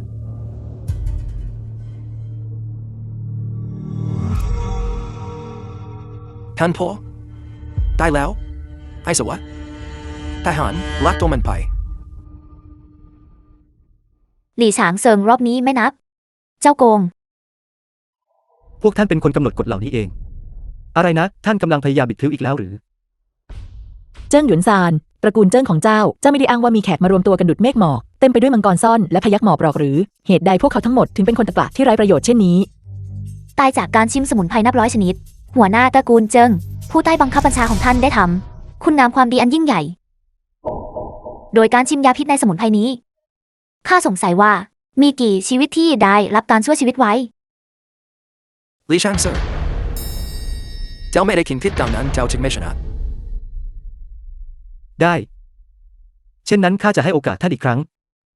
ข้าต้องการให้ท่านยอมรับความพ่ายแพ้อย่างหมดใจ ดีทำไมเราไม่แลกเปลี่ยนพิษที่เราปรุงขึ้นเองแล้วบริโภคเข้าไปทดสอบพิษด้วยร่างกายของเราเองผู้ใดที่ยังคงไม่ได้รับอันตรายคือผู้ชนะหากผู้ใดถูกพิษจนตายและพวกเขาก็ยอมรับชะตากรรมของตน ไอ้เท่าสารเลวเจิ้งหยวนซานนั่นเขาต้องการทดสอบยาพิษด้วยตัวเองจริงๆเขากำลังวางแผนการใดอยู่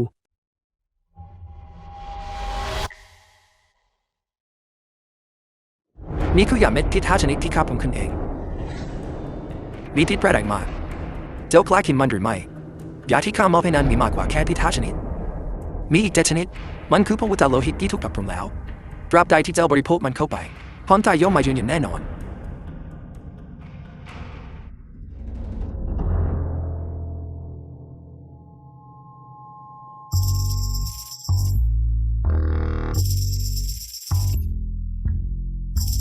ข้าเพิ่งกลั่นมันเสร็จ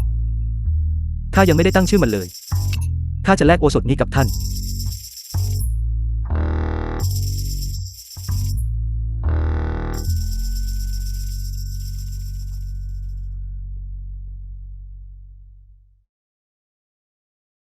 เช่นนั้นข้าจะกินของข้าก่อนเพื่อเป็นการแสดงความเคารพ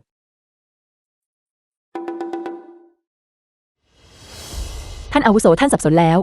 ท่านจะเชื่อคำพูดของเจิ้งหยวนซานได้ง่ายๆเช่นนี้ได้อย่างไร The และทด film สอบ was ยาพิษ translated ปัจจุบัน and เขาบรรลุระดับ narrated 1 แล้ว by M-Media. ยาที่เขาสร้างสรรค์นั้นไม่ธรรมดา เพิ่งจะรู้ตัวตอนนี้มันไม่สายเกินไปแล้วหรือ มองดูเขาเซียเวียให้ดีครั้ง นี่อาจเป็นครั้งสุดท้ายด้วย ที่เจ้าจะได้เห็นทิวทัศน์ในชีวิตนี้ ไม่มีใครบอกเจ้าหรือว่าสำหรับปรมาจารย์ระดับหนึ่งพิษที่ปรุงโดยคนธรรมดานั้นไร้ผล เจิ้งหยวนซานเจ้าช่างน่ารังเกียจ ลินชื่อเหยาเจ้ากำลังจะผิดคำสัญญาและเข้าแทรกแซงหรือจำข้อตกลงของเราไว้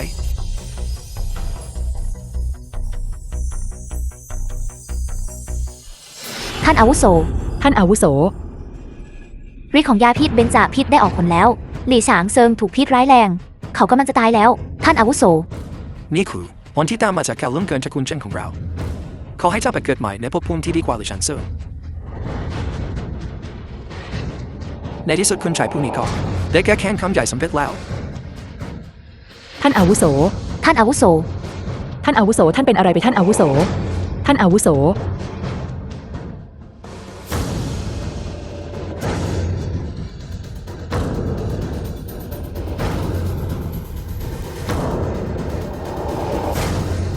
เกิดอะไรขึ้น นี่คือสัญญาณของการถล่มผ่านที่กำลังจะมาถึงเป็นไปได้ไหมว่าลิชังเซิงกำลังจะถล่มผ่านขอบเขตของเขา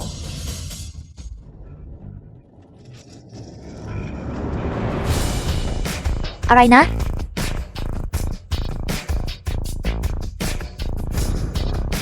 เจ้าไม่เป็นอะไรจริงๆหรือ ข้าทะลวงผ่านอีกครั้งแล้ว เจิ้งหยวนซานท่านนี้ไม่ธรรมดาเลย นี่มันยาพิษตรงไหน นี่มันยาเม็ดบำรุงที่สมบูรณ์แบบชัดๆ มาสิ เร็วเข้า ให้ข้าอีกสัก 2-3 เม็ด ใส่หัวไปเป็นไปไม่ได้เป็นไปไม่ได้อย่างแน่นอนนี่คือพิษที่ข้าปรุงขึ้นเองข้าได้ผนวกเพลทวิชาลับเข้าไปมันควรจะดึงดูดอัศนีบาตจากสวรรค์อัศนีบาตจากสวรรค์ไม่ถูกดึงดูดแต่กลับทำให้เจ้าถล่มผ่านได้จริงๆหรือเป็นไปไม่ได้เป็นไปไม่ได้อย่างแน่นอนท่านพ่อทำกินยาผิดไปหรือเปล่าไม่มีข้าตรวจสอบมันอย่างละเอียดแล้วข้าไม่ได้ยึดติดอย่างแน่นอนต้องมีปัญหาบางอย่างเกิดขึ้นที่ไหนสักแห่ง ไอ้ขยะนี้ใช้วิธีอะไรกันแน่ เขาสามารถทนทาน แม้แต่ความเป็นพิษของยาพิษเบนจาพิษได้หรือ ถึงแม้เขาจะทนได้แล้วอย่างไรแล้วท่านพ่อของข้ากินยาของเจ้าและท่านก็ยังปลอดภัยดีถูกต้องแล้วรอบนี้อยังมากที่สุดก็ที่ว่าสมคัญ เขาปลอดภัยดีจริงหรือ ไม่มีปัญหา สิ่งที่ข้าให้บิดาของเจ้ากินไปนั้น คือยาเม็ดสกัดหัวใจและปอด มันมีฤทธิ์หน่วงเวลา เมื่อยาออกฤทธิ์แล้ว บิดาของเจ้าจะเปิดเผยความในใจทั้งหมด และบอกทุกสิ่งทุกอย่าง และจากนั้นยาพิษก็จะแทรกซึมเข้าสู่อวัยวะสำคัญของเขา ท่านอาวุโสหลียาพิษนี้ มันได้ผลจริงหรือ เพื่อความไม่ประมาท ข้าได้ทำการทดลองมาหลายครั้งแล้ว ข้าเคยวางยาพิษปรมาจารย์ระดับ 1 7 คน และผู้เชี่ยวชาญระดับสุดยอดระดับ 1 3 คน พวกเขาทั้งหมดเสียชีวิตด้วยยานี้ พูดให้ตื่นตระหนกถ้าเป็นจริงตามที่เจ้าพูดทำไมข้าถึงไม่มีปฏิกิริยาใดๆเลย 3 2 1 ข้าผู้นายนี้อาศัยอยู่ชานเมืองนานโจวข้ามีบ้านและที่นาอยู่ที่บ้านชีวิตเต็มไปด้วยความสุขไร้ขอบเขตใครจะรู้ว่าวันหนึ่งความโลภไปเกิดขึ้นสมคบคิดกับผู้มีอำนาจโดยไม่เกรงกลัวฟ้าดินขโมยภรรยาที่สวยงามและที่นาของผู้อื่นผู้ที่อ่อนอาหารปลาต่อทางข้าและถูกข้าโจมตีเพียงครั้งเดียวจนแหลกเหลวอย่างน่าหนานับแต่นั้นมาความโลภที่ไม่สิ้นสุดก็นำมาซึ่งอันตรายไร้ขอบเขตบรรพบุรุษตระกูลลินดำรงตำแหน่งทรงครอบครองนานโจวเป็นผู้นำยุทธภพมา200 ปี200 ปีไม่เต็มใจให้ตระกูลเจนทุกคนที่เขาจึงเข้าสู่การเก็บตัวเพื่อฝึกฝนวิชามารเขาตอนตัวเองแต่รักโนเห็นทายาทและนับแต่นั้นมาการบำเพ็ญเทียนของเขาก็รุดหน้าอย่างรวดเร็วรอจนกว่าข้าจะบำเพ็ญเทียนไปอีก30 ปี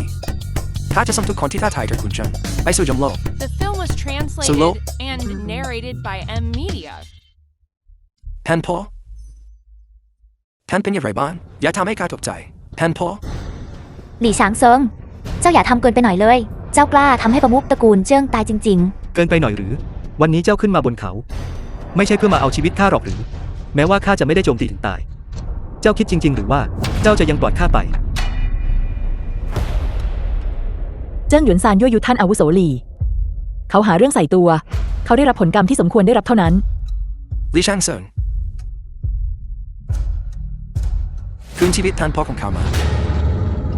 ๆ เจ้าเด็กเหลือขอช่างไร้เหตุผลนัก การทดสอบยาพิษถูกเสนอโดยพ่อของเจ้าเอง ตอนนี้พ่อของเจ้าตายแล้ว แล้วเจ้าก็มาสร้างปัญหาอีกครั้ง หากเจ้ากระตือรือร้นที่จะลงนรกไปเป็นเพื่อนเขา ข้าสามารถส่งเจ้าไปได้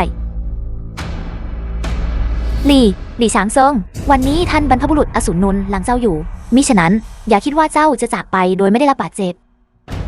นี่คือคำเตือนของข้าถึงตระกูลเจิ้ง ท่านตระกูลเจิงอันหรือ เดิมทีเราไม่มีความบาดหมางหรือความเป็นศัตรูกัน เจ้าชอบลินยี่เหรินข้าก็ตกลงที่จะถอนมันแล้ว แต่เจ้าก็ยังคงครั้งแล้วครั้งเล่า มาหาเรื่องกับข้า ลิชางเซินท่านพ่อของข้าตายไปแล้วแล้วเจ้ายังพูดเช่นนี้อีกหรืออย่าได้คำเรียบสับสนเกินไปนัก ตอนนี้บิดาของเจ้าตายแล้ว และเจ้า ถูกฟูหลิงวางพัฒนาการวิญญาณไว้ ตอนนี้ตันเถียนของเจ้าหมดสิ้นแล้ว เจ้าไม่สามารถฝึกฝนได้อีกต่อไป ตระกูลเจิ้งของเจ้า ไม่มีโอกาสที่จะกลับมารุ่งเรืองได้อีกแล้ว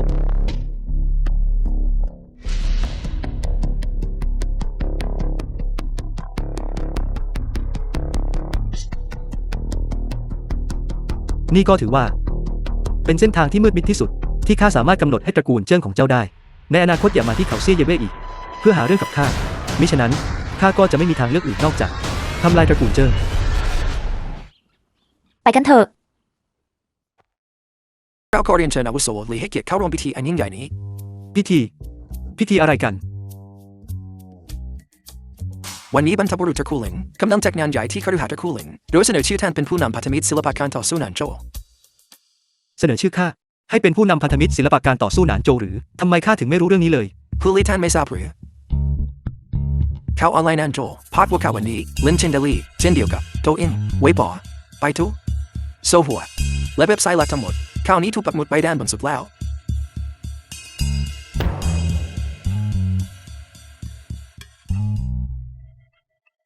แย่แล้ว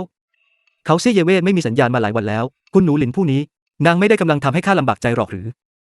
แบบนี้ไม่ได้การแล้วข้าต้องจัดการสถานการณ์นี้ให้สงบลงมิฉะนั้นใครจะรู้ได้ว่าจะเกิดปัญหาตามมาอีกมากแค่ไหน อาวุโสโปรดขึ้นรถ ไม่มีเวลาแล้วข้าจะไปก่อนพิธีใหญ่ผู้นำพันธมิตรศิลปะการต่อสู้หนานโจว ข้าได้ยินมาว่าบรรพบุรุษต้องการเสนอชื่อลี่ซางเซิงแห่งภูเขาเซี่ยเย่เว่เป็นผู้นำพันธมิตรศิลปะการต่อสู้ หลี่ซางเซิงข้าไม่เคยได้ยินว่าคนผู้นี้มีความสำเร็จที่สั่นสะเทือนโลกในเส้นทางยุทธเลย ไม่ใช่แน่ เขาเป็นแค่มือใหม่ในการบำเพ็ญเพียรหรือ แต่ลี่ซางเซิงเป็นคนแบบไหนกันกล้าได้ยังไงถึงมาโลบตำแหน่งผู้นำพันธมิตรศิลปะการต่อสู้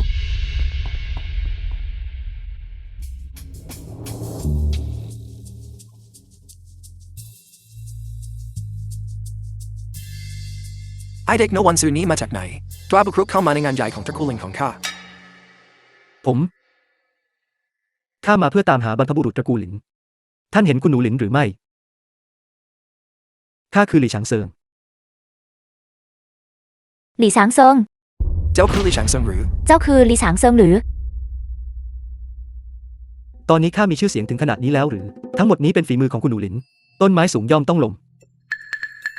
เจ้าคือคนที่บรรพบุรุษแนะนำให้เป็นผู้นำพันธมิตรศิลปะการต่อสู้หรือดูจากเจ้าแล้วดูอ่อนแอและบอบบางไร้พลังอย่าสิ้นเชิงนอกจากจะดูหล่อเหลาดูบ้านเจ้าก็ไม่มีดีอะไรเลย ตำแหน่งประมุขพันธมิตรบัญชาการโลกยุทธหนานโจวทั้งหมดเป็นตำแหน่งที่มีสถานะและอำนาจสูงส่งไม่ใช่สิ่งที่ใครจะสามารถดำรงไว้ได้ถ้าข้าเป็นเจ้าข้าจะลาออกด้วยความสมัครใจ ข้าเข้าใจความหมายของท่าน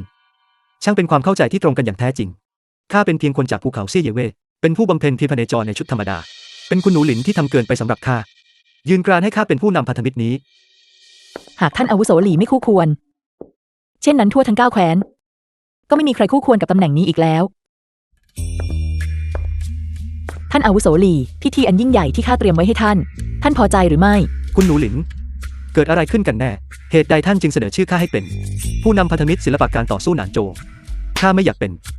ข้าใช้ชีวิตอย่างสงบสุขดีอยู่แล้วใช้ชีวิตบำเพ็ญเพียรอย่างอิสระดุจเมฆลอยและนกกระเรียนป่าตอนนี้ท่านต้องการให้ข้าทำงานออฟฟิศ9 โมงเช้าถึง3 ทุ่ม 6 วันต่อสัปดาห์หรือมีแต่คนโง่เท่านั้นที่จะเต็มใจรับบทบาทเป็นผู้นำพันธมิตรศิลปะการต่อสู้ที่เหนื่อยล้าและไร้คนขอบคุณ การบำเพ็ญเพียรของอาวุโสอยู่สูงสุดในหัวเซี่ยไม่ต้องพูดถึงแค่พันธมิตรโลกยุทธหนานโจวแม้แต่การรวม9แคว้นให้เป็นหนึ่งก็ยังง่ายดาย หุบปาก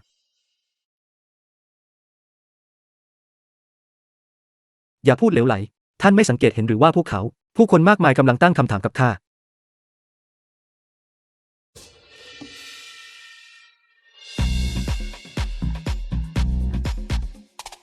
เมื่อมีฟู่หลิงอยู่ตรงนี้ใครกล้าไม่เชื่อฟังท่านอาวุโส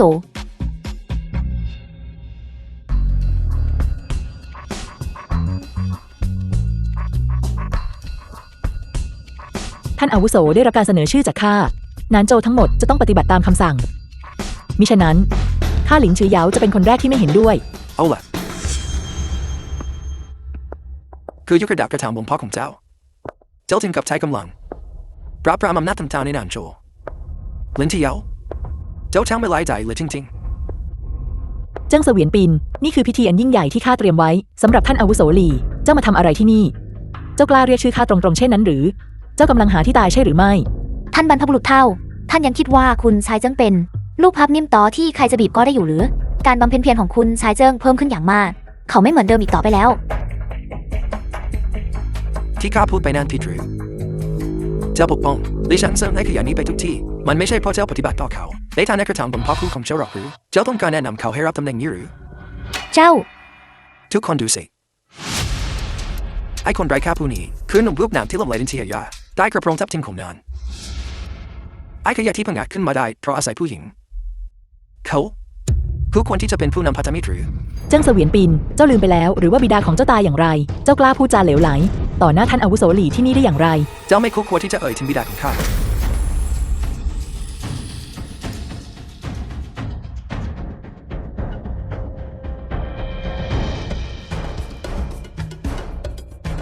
บรรพบุรุษตระกูลหลินไม่อาจทนทานการโจมตีแม้แต่ครั้งเดียว พลังของเผ่ามารเจ้าตกสู่เส้นทางมาแล้ว ตกสู่เส้นทางมารหรือ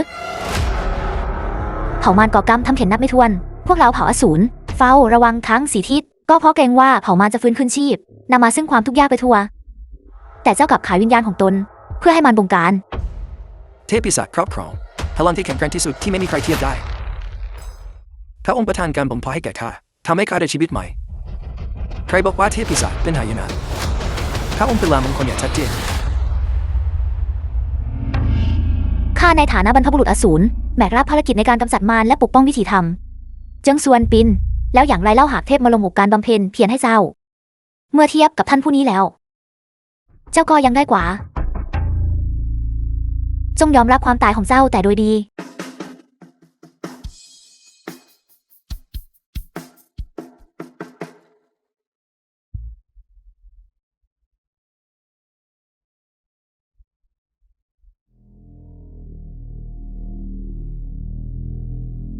ดนตรีมารอข้าสงสัยว่าทำไมเจ้าถึงไม่เกรงกลัวที่แท้ก็เป็นเพราะเศษเสี้ยวของเผ่ามารคอยหนุนหลังเจ้าอยู่ข้าขอเชิญหลี่สางเซิงมาพบกับความตาย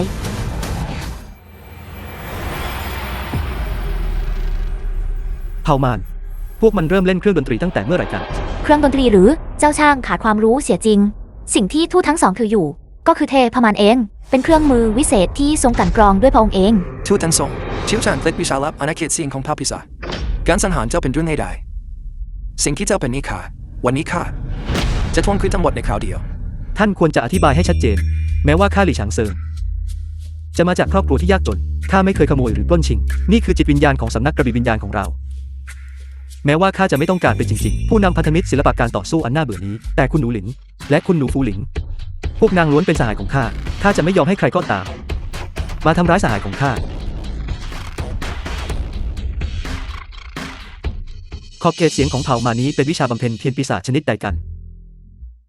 อาวุโสวิชาลับอาณาเขตเสียงถูกสร้างขึ้นโดยเทพมารโดยเฉพาะมันอาศัยดนตรีเพื่อรบกวนจิตใจและวิญญาณของผู้คนสร้างภาพลวงตาเมื่อท่านตกอยู่ในจังหวะของอาณาเขตเสียงท่านจะประสบภาวะปานแตกซ่านทันทีท่านต้องระมัดระวัง ท่านอาวุโสหลี่ท่านไปก่อนข้ากับฟูหลิงจะคุ้มกันด้านหลัง เอาล่ะข้าจะไปก่อน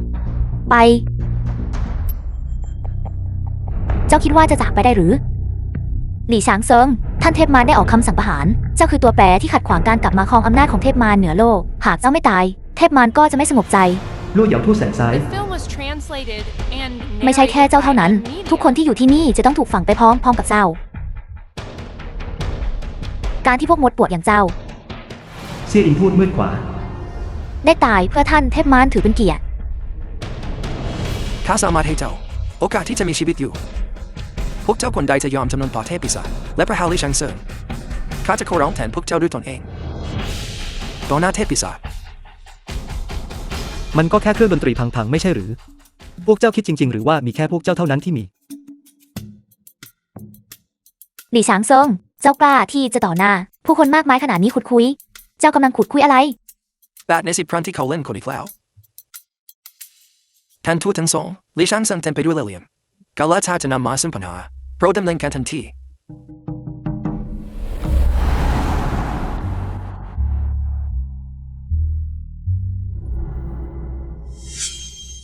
เมื่อโซนาบรรเลงท้องมือตำลึงย่อมปรากฏในบรรดาเครื่องดนตรีทั้งหมดโซนาคือที่สุด ท่านอาวุโสนี่มัน พวกเจ้าไม่รู้จักโซนาด้วยซ้ำหรือ อาวุโสอาวุธพิเศษในมือของเผ่ามารนั้นไม่ธรรมดา ทันทีที่พวกมันถูกมะเร็งพวกเราจะถูกทำลายล้างจนสิ้นซากตอนนี้ท่านยังมีอารมณ์ขันอยู่ได้อย่างไร โดยธรรมชาติแล้วข้าเป็นคนระมัดระวังและเกลียดการล้อเล่นที่สุด โซนานี้ สามารถทำลายเศษซากมันได้ อาวุธพิเศษในมือของพวกมัน หลี่ช้างเซิง เจ้ารู้หรือไม่ว่าพลังของท่านทูตทั้งสองแข็งแกร่งเพียงใด เมื่อเสียงดนตรีดังขึ้น สถานที่แห่งนี้จะพังทลายลง และเจ้าจะกลายเป็นผุยผงในทันที บรรพบุรุษอสูรคือบทเรียนที่ได้เรียนรู้จากอดีตการบ่มเพาะนับหมื่นปีไม่เพียงพอที่จะต้านทานการเคลื่อนไหวเดียวจากทูตทั้งสองเจ้าคิดหรือว่าเจ้าคู่ควรที่จะโจมตีบรรพบุรุษเท่าทำไมพวกเราไม่ยอมแพ้ไปเลยล่ะ เจ้าต้องการยอมจำนนต่อเผ่ามารหรือข้าหลินฉือเหยายอมตายดีกว่ายอมจำนน เขาอสูรของข้ายินดีที่จะ อยู่และตายไปพร้อมกับท่านอาวุโส เป็นความยินดีที่ได้ตายเพื่อสายสนิทซาบซึ้งใจจริง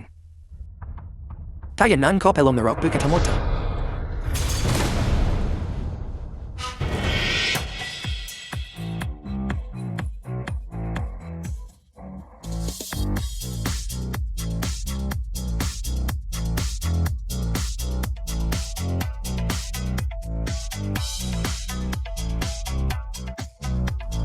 ลี่ช่างเซิงมาดูกันว่าเจ้าจะต้านทานได้นานแค่ไหน ถ้าเจ้าถามข้า เขาคงขาสั่นไปหมดแล้ว เขาจะกลายเป็นกองเท่าฐานในทันที ท่านอาวุโสหลี่รีบไปเร็วเข้า พวกเราต้านทานไม่ไหวแล้ว การได้ตายเพื่อท่านหลี่อาวุโส คือเกียรติที่ฟูหลิงได้บำเพ็ญเพียรมานับหมื่นปี พวกเจ้าทุกคนจะไม่ตาย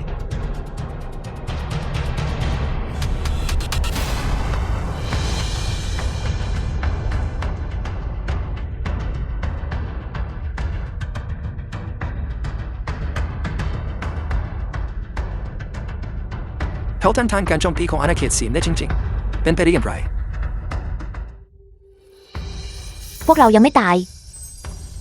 ท่านหลี่อาวุโสต่างหาก ท่านหลี่อาวุโสช่วยพวกเราไว้ เป็นไปไม่ได้ ทูตแสงซ้ายและทูตมืดขวาโจมตีพร้อมๆกัน แม้แต่เท่าผู้นั้นจากสำนักกบีวิญญาณ ก็ยังต้านทานไม่ได้ หลี่สางเซิงที่เป็นคนถูกขับไล่จากสำนักกบีวิญญาณ จะไม่ได้รับอันตรายใดๆได้อย่างไร ไม่เพียงแต่เขาจะไม่ได้รับอันตราย เขายังสะท้อนพลังการโจมตีด้วยอาณาเขตสิงของทูตซ้ายและทูตขวา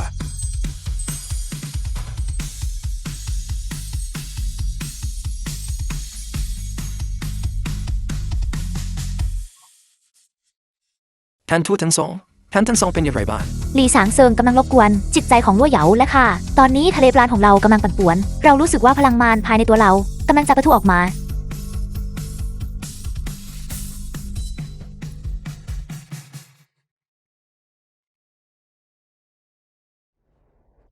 พวกเราสองคนในเผ่ามารเป็นรองเพียงคนเดียวและอยู่เหนือคนนับหมื่น ระดับการบำเพ็ญเพียรของเจ้าคืออะไรกันแน่ ถึงสามารถทำลายอาณาเขตเสียงของเผ่ามารได้อย่างง่ายดายเช่นนี้ จะเป็นเขาไปไม่ได้ข้าไม่สามารถสัมผัสได้ถึงความผันผวนของพลังวิญญาณใดๆในตัวเขาเลย The film was ต้องเป็น translated ซั่ว and หนาอันนั้น narrated by M Media.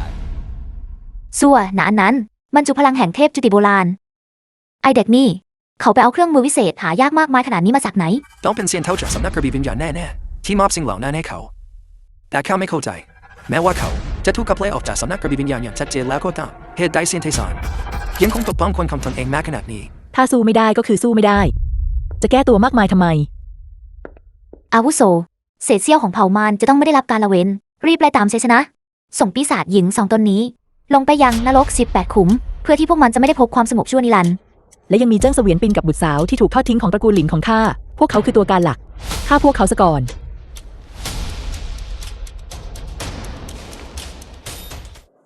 หลี่ช้างเซิง เจ้า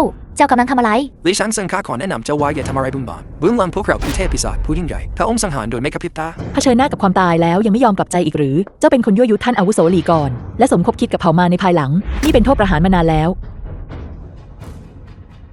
ครั้งที่แล้วที่ผู้เขาเซี่ยเยวอท่านหลี่อาวุโสไว้ชีวิตเจ้า แต่เจ้ากลับปฏิเสธที่จะกลับตัวจนกว่าจะถึงทางตัน วันนี้คือวันตายของเจ้า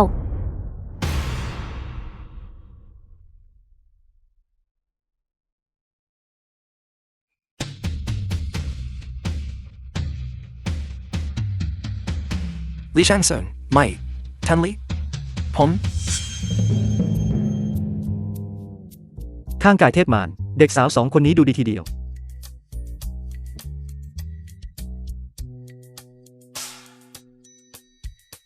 พวกท่าน คือทูตซ้ายขวาของเผ่ามารใช่หรือไม่ ใช่ แล้วอย่างไรแล้วถ้าเป็นเช่นนั้น พ พวกเราคือคนสนิทที่เทพมารไว้วางใจที่สุดหากเจ้าทำร้ายพวกเรา เมื่อเทพมารผู้ยิ่งใหญ่ปรากฏตัว เขาจะต้องถลกหนังเจ้าทั้งเป็นและดึงเอ็นเจ้าออกมาอย่างแน่นอน การต่อสู้และเข็นฆ่าทั้งหมดนี้ทำลายความปรองดองมากเกินไป พวกท่านช่วยข้าสงสารไปถึงเทพมารได้หรือไม่ เพียงแค่บอกว่าข้าหลี่ฉางเซิงไม่มีความตั้งใจที่จะเป็นศัตรูของเขา และขอให้เขาอย่ามารบกวนข้าพวกท่านทำได้หรือไม่ ท่านอาวุโสหลีท่านกำลังแสวงหาสันติกับเผ่ามารหรือ ท่านรู้เรื่องอะไรบ้าง เมื่อก่อนนั้นเทพมารถูกปราบปรามร่วมกันโดยสามบริสุทธิ์ซึ่งเป็นเหตุผลที่เขาถูกผนึกไว้ในเนตรแห่งทะเลเหนือ ตอนนี้เขากำลังจะปรากฏตัวออกมา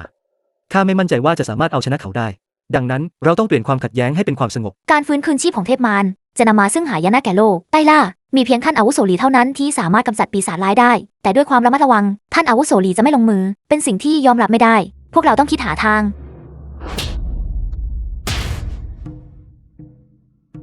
ความหมายโดยในของท่านอาวุโสหลีคือเขาต้องการให้จอมมารของพวกเจ้าออกมาขอโทษอย่างนอบน้อมมิฉะนั้นท่านอาวุโสหลีจะไปเอาชีวิตเขาด้วยตนเองเหตุใดเจ้าจึงยังไม่รีบกลับไปเดี๋ยวนี้และถ่ายทอดข้อความของท่านอาวุโสหลีอย่างตรงไปตรงมาให้แก่จอมมารอ ท่านกำลังทำอะไรอยู่ เกิดอะไรขึ้น ปัญหาที่สามารถแก้ไขได้อย่างสันติชัดๆเหตุใดท่านจึงยืนกรานที่จะล้มโต๊ะ ท่านอาวุโสคำพูดของเผ่ามารเชื่อถือไม่ได้ พวกเราต้องกำจัดพวกมันให้เร็วที่สุด เผ่ามารตั้งใจที่จะทำให้มนุษย์เป็นทาสมานานแล้ว สันติภาพเป็นไปไม่ได้โดยพื้นฐาน การฆ่าพวกเขาเป็นเพียงเรื่องของความสะดวกเท่านั้น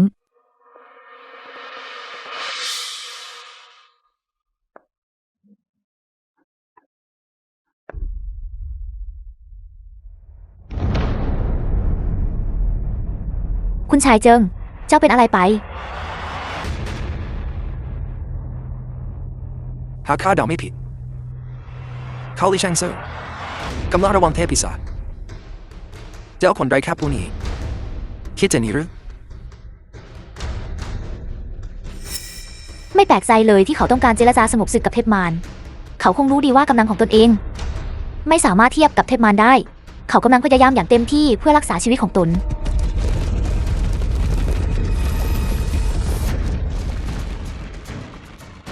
เกิดอะไรขึ้น แผ่นดินไหว จอมมารได้หลบหนีจากพันธนาการของเนตรแห่งทะเลเหนือและกลับสู่โลกมนุษย์แล้วหลี่ฉางเซิง จอมมารจะมาถึงที่นี่ในไม่ช้า พลังของจอมมารออยู่เหนือข้าและเซี่ยอินมากนัก เหล่าผู้ยิ่งใหญ่ที่ตายด้วยน้ำมือของเขาในตอนนั้นมีมากมายจนนับไม่ถ้วน หากเจ้าไม่อยากตายและให้วิถีของเจ้าดับสิ้น ก็รีบหนีเอาชีวิตรอดไปซะ ปีเดือนและวันแห่งหยินมาถึงแล้วข้ายังไม่พร้อม เทพมันออกมาได้อย่างไร ท่านอาวุโสหลีท่านจะทำอย่างไร เทพมันไม่ใช่สิ่งมีชีวิตธรรมดาข้าจำเป็นต้องเตรียมตัว นี่คือยันวิญญาณจากสำนักกระบี่วิญญาณข้าต้องขอให้ท่านอาจารย์ลงจากเขามา เพื่อช่วยเหลือข้า narrated by M Media.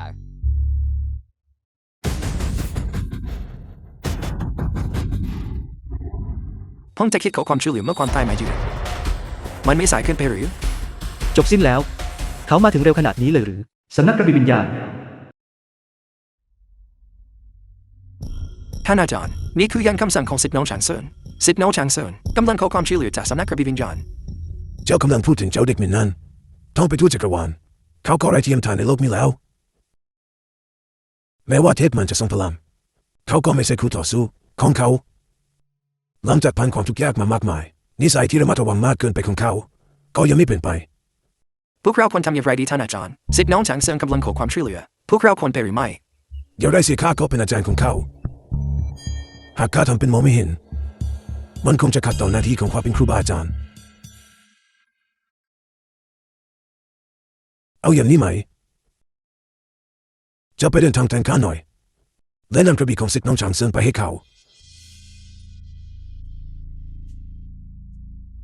ท่านอาจารย์ทำไมท่านไม่ไปเองล่ะ ถ้าข้าไป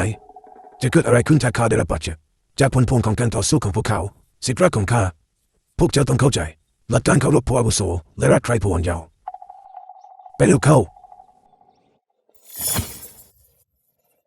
ท่านอาจารย์ข้าคิดว่านิสัยระมัดระวังตัวของสิทธิ์น้องฉางเซินได้รับมาจากท่านใช่หรือไม่ อีกอย่างจำไว้ว่าต่อหน้าเทพมาร อย่าได้พูดเชียวว่าเจ้ากับจางซุนเป็นสิทธิ์ของข้าถ้าจางซุนไม่สามารถชนะได้เทพมันก็จะไม่มาแก้แค้นข้าจะละเมิดจริงๆ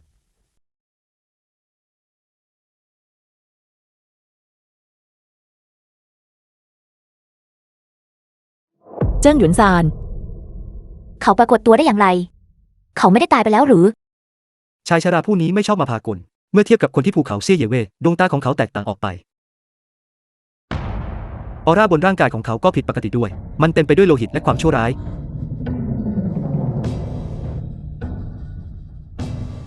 ลี่ช่างเซินเจ้าไม่ใช่เด็กโง่ร่างกายนี้เป็นเทียนที่สถิตชั่วคราวของคารวะท่านเทพมาร คารวะท่านจอมารอ เทพมาร เจ้าไม่ใช่เจิ้งหยวนซาน เจ้าคือเทพมาร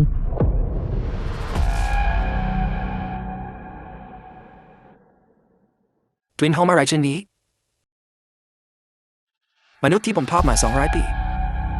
จำเป็นกระถางทุบฉันยอดที่ข้ากำลังตามหาพอดีข้าต้องการทำให้เจ้าเชื่อง จอมมารอย่าได้โอหัง เมื่อข้าอยู่ที่นี่ข้าจะไม่ยอมให้เจ้าก่อความวุ่นวายอย่างแน่นอน บรรพบุรุษแห่งสรรพสัตว์ข้าผู้นี้ไม่รู้ว่าเหตุใดท่านถึงเลือกที่จะกระโดดออกมาและข้าผู้นี้ไม่มีเวลามาสนใจท่านในตอนนี้ข้าเพียงต้องการเอาชีวิตของเหลยชังเซินเท่านั้น ข้าเคยนอกใจท่านหรือ เหตุใดทันทีที่ท่านหลุดพ้นจากเนตรแห่งทะเลเหนือ ท่านถึงตรงมาหาข้าทันที นี่มันความแค้นความเกลียดชังอะไรกัน เจ้าอาจจะหลอกคนอื่นได้แต่เจ้าหลอกข้าผู้นี้ไม่ได้ข้าผู้นี้รับรู้ได้แล้วว่าเจ้าคือผู้เชี่ยวชาญระดับสูงของมนุษย์เหตุผลที่เจ้าปลีกวิเวกอยู่บนภูเขาซี่เย่เว่ก็เพื่อซ่อนเร้นพลังของเจ้าและคำตัวอย่างเงียบๆเชื่อหรือไม่ ข้าหลอกท่านไม่ได้จริง หลี่ฉางเซิงข้าประเมินเจ้าผิดไป ต่อให้เจ้าเป็นผู้เชี่ยวชาญแล้วอย่างไร ออร่าของคนไร้ค่าไม่สามารถเปลี่ยนแปลงได้ เจ้ายังไม่คู่ควรกับคุณหนูผู้นี้อยู่ดี ลี่ช่างเซินท่านเทพมาได้เสด็จมาถึงแล้วการยิ้มขอให้เชื่อเป็นทางเลือกเดียวของเจ้า หลี่ฉางเซิงคุกเข่าลง ท่านจอมารอ เมื่อครูหลี่ฉางเซิงได้ดูหมินค่าและเสี่ยอิน เด็กผู้นี้มีอาวุธวิเศษสูงสุดอยู่ในครอบครอง ท่านจอมารอ โปรดอย่าได้ยั้งมือ ท่านอาวุโส สุนัขแก่เทพมารนั่นกำลังยั่วยุท่านเช่นนี้ ทำไมท่านไม่รีบฆ่ามันเสีย ๆ รอเดี๋ยว นั่นป้ายคำสั่งของท่านอาจารย์ข้า ท่านอาจารย์ข้าคงจะเห็นมันแล้ว ด้วยความเร็ว The ทะยาน film เม was ฆาของท่านอาจารย์ translated and ตอนนี้ท่านน่าจะมาถึงแล้ว narrated by M Media. ทำไมท่านยังไม่ปรากฏตัวอีก เช่นนั้นเจ้าก็กำลังรอการเสริมกำลังข้าผู้นี้จะไม่ให้โอกาสนั้นแก่เจ้า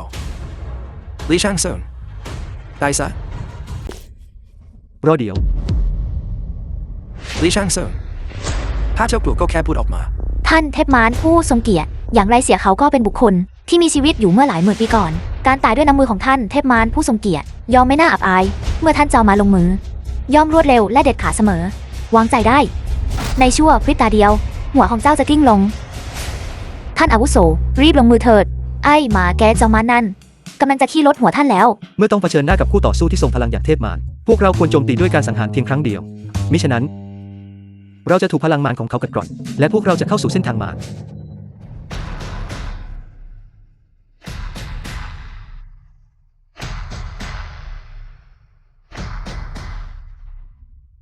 สิทธิพี่ พวกเขามีกำลังเสริม มีอะไรต้องถั่ววิชาการต่อสู้ของท่านเทพมารไร้เทียมทานในโลกนี้หากคนแพงคนมาคนแพงคนก็จะตายมันก็จะเป็นแค่ศพเพิ่มอีกศพเท่านั้น ข้ารู้แล้ว ท่านอาจารย์ไม่มีทางทอดทิ้งข้า ผู้ที่ยืนอยู่เฉยๆ และไม่ทำอะไร สิทธิพี่ ทำไมถึงเป็นท่าน ท่านอาจารย์อยู่ที่ไหน ท่านอาจารย์กล่าวว่าเขากลัวว่าจะถูกผัวพันและบอกให้ข้านำกระบี่ของเจ้ามาให้ในเมื่อส่งกระบี่แล้วเช่นนั้นสิทธิพี่ขอโทษพักก่อนดูแลตัวเองด้วยสิทธิน้องชางเซินท่านอาจารย์สั่งไว้ว่าห้ามให้เจ้าบอกว่าเจ้าเป็นสิทธิ์ของเขาจำไว้ให้ดี บัดซบสรุปแล้วท่านจะยืนดูข้าตายจริงๆใช่ไหม เจ้าเท่า หากท่านไร้หัวใจ ก็อย่าโทษข้าที่ไร้ความยุติธรรม เทพมาร ข้าเป็นศิษย์ของเซียนเทซานแห่งสำนักกระบี่วิญญาณ ทักษะทั้งหมดที่ข้ามีล้วนได้รับการถ่ายทอดจากเขา เจ้าเท่านั้นแท้จริงแล้ว คือปรมาจารย์ที่ไร้เทียมทานในโลกนี้ ตอนนี้เขากำลังอยู่ที่สำนักกระบี่วิญญาณ ที่อยู่คือ ภู ภูเขาฟางชุนในซีโจวถ้ำที่3ทางทิศตะวันออกเทพมารทำไมท่านไม่ไปตามหาท่านอาจารย์ของข้าล่ะ ถ้าข้าบนไม่ตรงข่าวล่างก็จะขุดดังนั้นนิสัยการยึดติดชีวิตและคู่ความตายนี้ทุกสอนโดยอาจารย์ของเจ้า เจ้าตั้งใจจะล่อลวงท่านเทพมารไปยังสำนักกบีวิญญาณแล้วฉวยโอกาสหลบหนีไปแผนการล่อเสือออกจากถ้ำท่านเทพมารจะไม่หลงกลอุบายนั้น ท่านอาวุโสตอนนี้หนีไม่พ้นแล้วรีบใช้กระบี่ของท่านโจมตีเขา ท่านอาวุโสหากท่านไม่ลงมือตอนนี้เมื่อจอมารวบรวมพลังเสร็จสิ้นมันจะเป็นกระบวนท่าสังหารที่ทำลายล้างโลก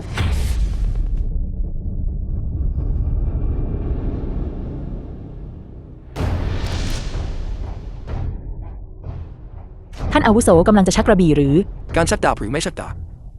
ไม่ได้สร้างความแตกต่างวันนี้คนเดียวที่จะตายคือเจ้าหลี่ชังเซิง เจ้ามีความปรารถนาสุดท้ายที่ต้องการจะบอกกล่าวหรือไม่เมื่อพิจารณาว่าครั้งหนึ่งเราเคยมีการมั่นหมายกันข้าจะช่วยเจ้าทำให้สำเร็จ หลี่ชังเซิงเจ้ามีกระดูกสูงสุดและในศักดิ์ศรีที่3เจ้าเป็นร่างในที่ดีที่สุดในโลกนี้ร่างกายของเจิงหยวนซานได้นบไปแล้วหลังจากที่ข้าฆ่าเจ้าผู้อาวุโสผู้นี้จะยึดร่างของเจ้า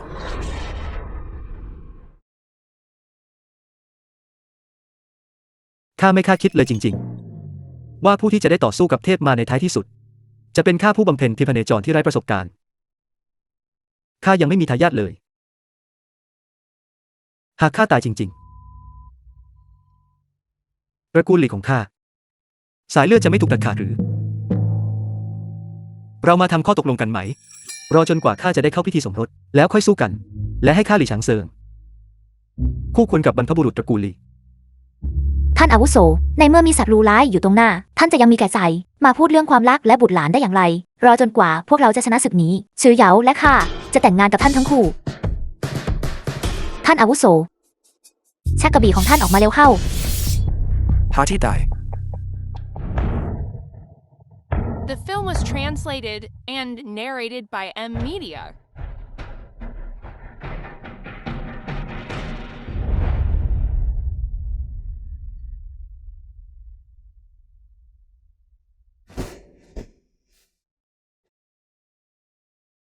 ชื่อเหยาลิ้นชื่อเหยาทำไมเจ้าถึงรับการโจมตีจากเทพมารแทนข้าสามารถรับมือมันได้ด้วยตัวเองทั้งหมดแม้ว่าข้าจะไม่สงสัยในความแข็งแกร่งของท่านแต่ทุกสิ่งย่อมเปลี่ยนแปลงได้หากท่านถูกเทพมารสังหารจริงๆข้าก็จะไม่มีโอกาสได้อยู่กับท่านในภายหลังหญิงชราเจ้าเป็นคนโง่ที่หลงรักอะไรเช่นนี้บำเพ็ญเพียรมา200 ปีนางกำลังจะกลายเป็นเซียนต้องตายและการบำเพ็ญเพียรของนางต้องดับสิ้นลงเพราะไอ้ขยะนี้ท่านบรรพบุรุษครั้งนี้ท่านเห็นหลี่ฉางเซิงชัดเจนแล้วหรือยังเขาคือผู้ที่ทำให้ท่านต้องตายแต่ท่านไม่ต้องกังวลข้าจะช่วยท่านดูแลตระกูลหลินให้ดีเอง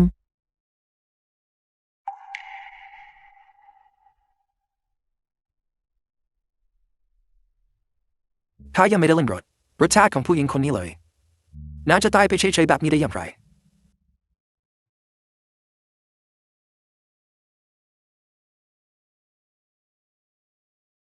ทั้งหมดเป็นความผิดของข้าระมัดระวังตัวมากเกินไปข้าไม่ได้ลงมือเร็วกว่านี้หากข้าลงมือเร็วกว่านี้สักหน่อย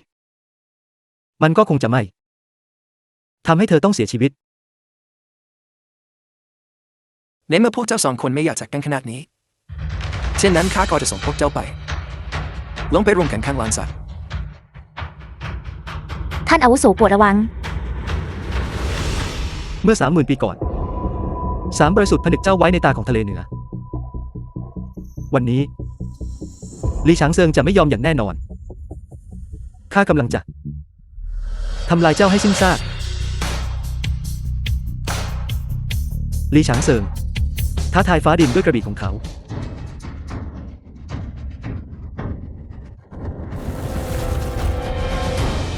ท่านอาวุโสปล่อยเถิดภาระของความระมัดระวังที่มากเกินไป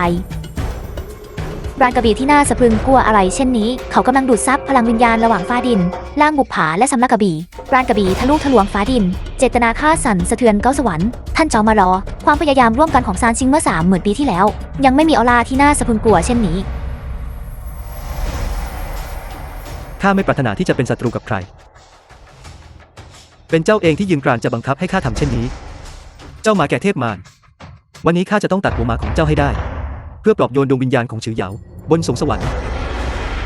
หลี่ช้างเซิง เจ้าจะตายหรือไงถ้าไม่โอ้อวด อย่าคิดว่าเพียงเพราะเจ้าใช้ดาบและเรียกปรากฏการณ์สวรรค์เจ้าจะสามารถทำให้เทพมารหวาดกลัวได้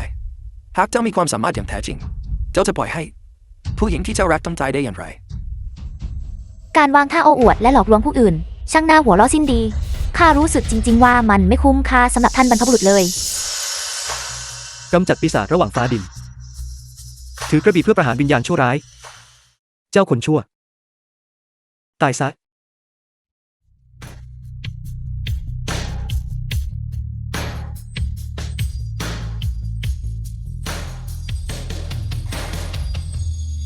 สามปรมาจารย์บริสุทธิ์กับข้ามา30,000 ปีข้าอยู่ในเนตแห่งทะเลเหนือบำเพ็ญเพียรอย่างขยันขันแข็งมา30,000 ปีไม่มีใครทำอะไรข้าได้ เจ้าโคทำไม่ได้เช่นกัน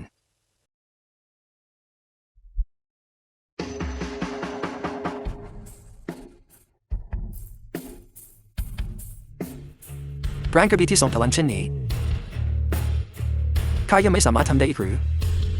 พลังกระบี่ของข้าพุ่งทะยานราวสายรุ้งแล้ว ปีศาจสัตว์ประหลาดผีและมารร้าย กล้าดียังไงถึงมายังโลกมนุษย์นี้ ข้า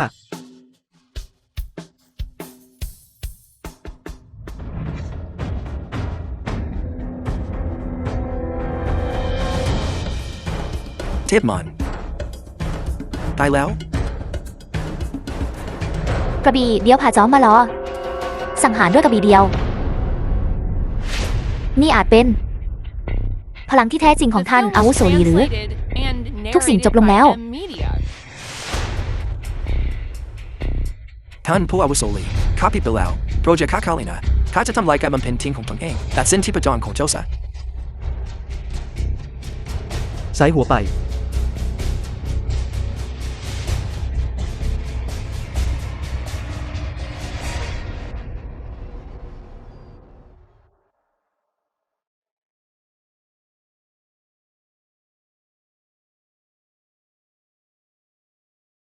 ข้าคิดว่า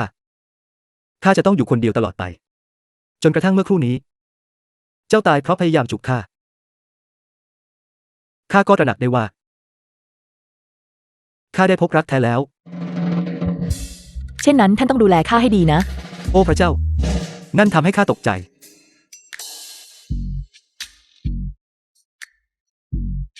เจ้าไม่เป็นไร ข้ามีชุดธรรมะระดับอมตะที่ท่านอาวุโสมอบให้ แน่นอนว่าข้าสบายดี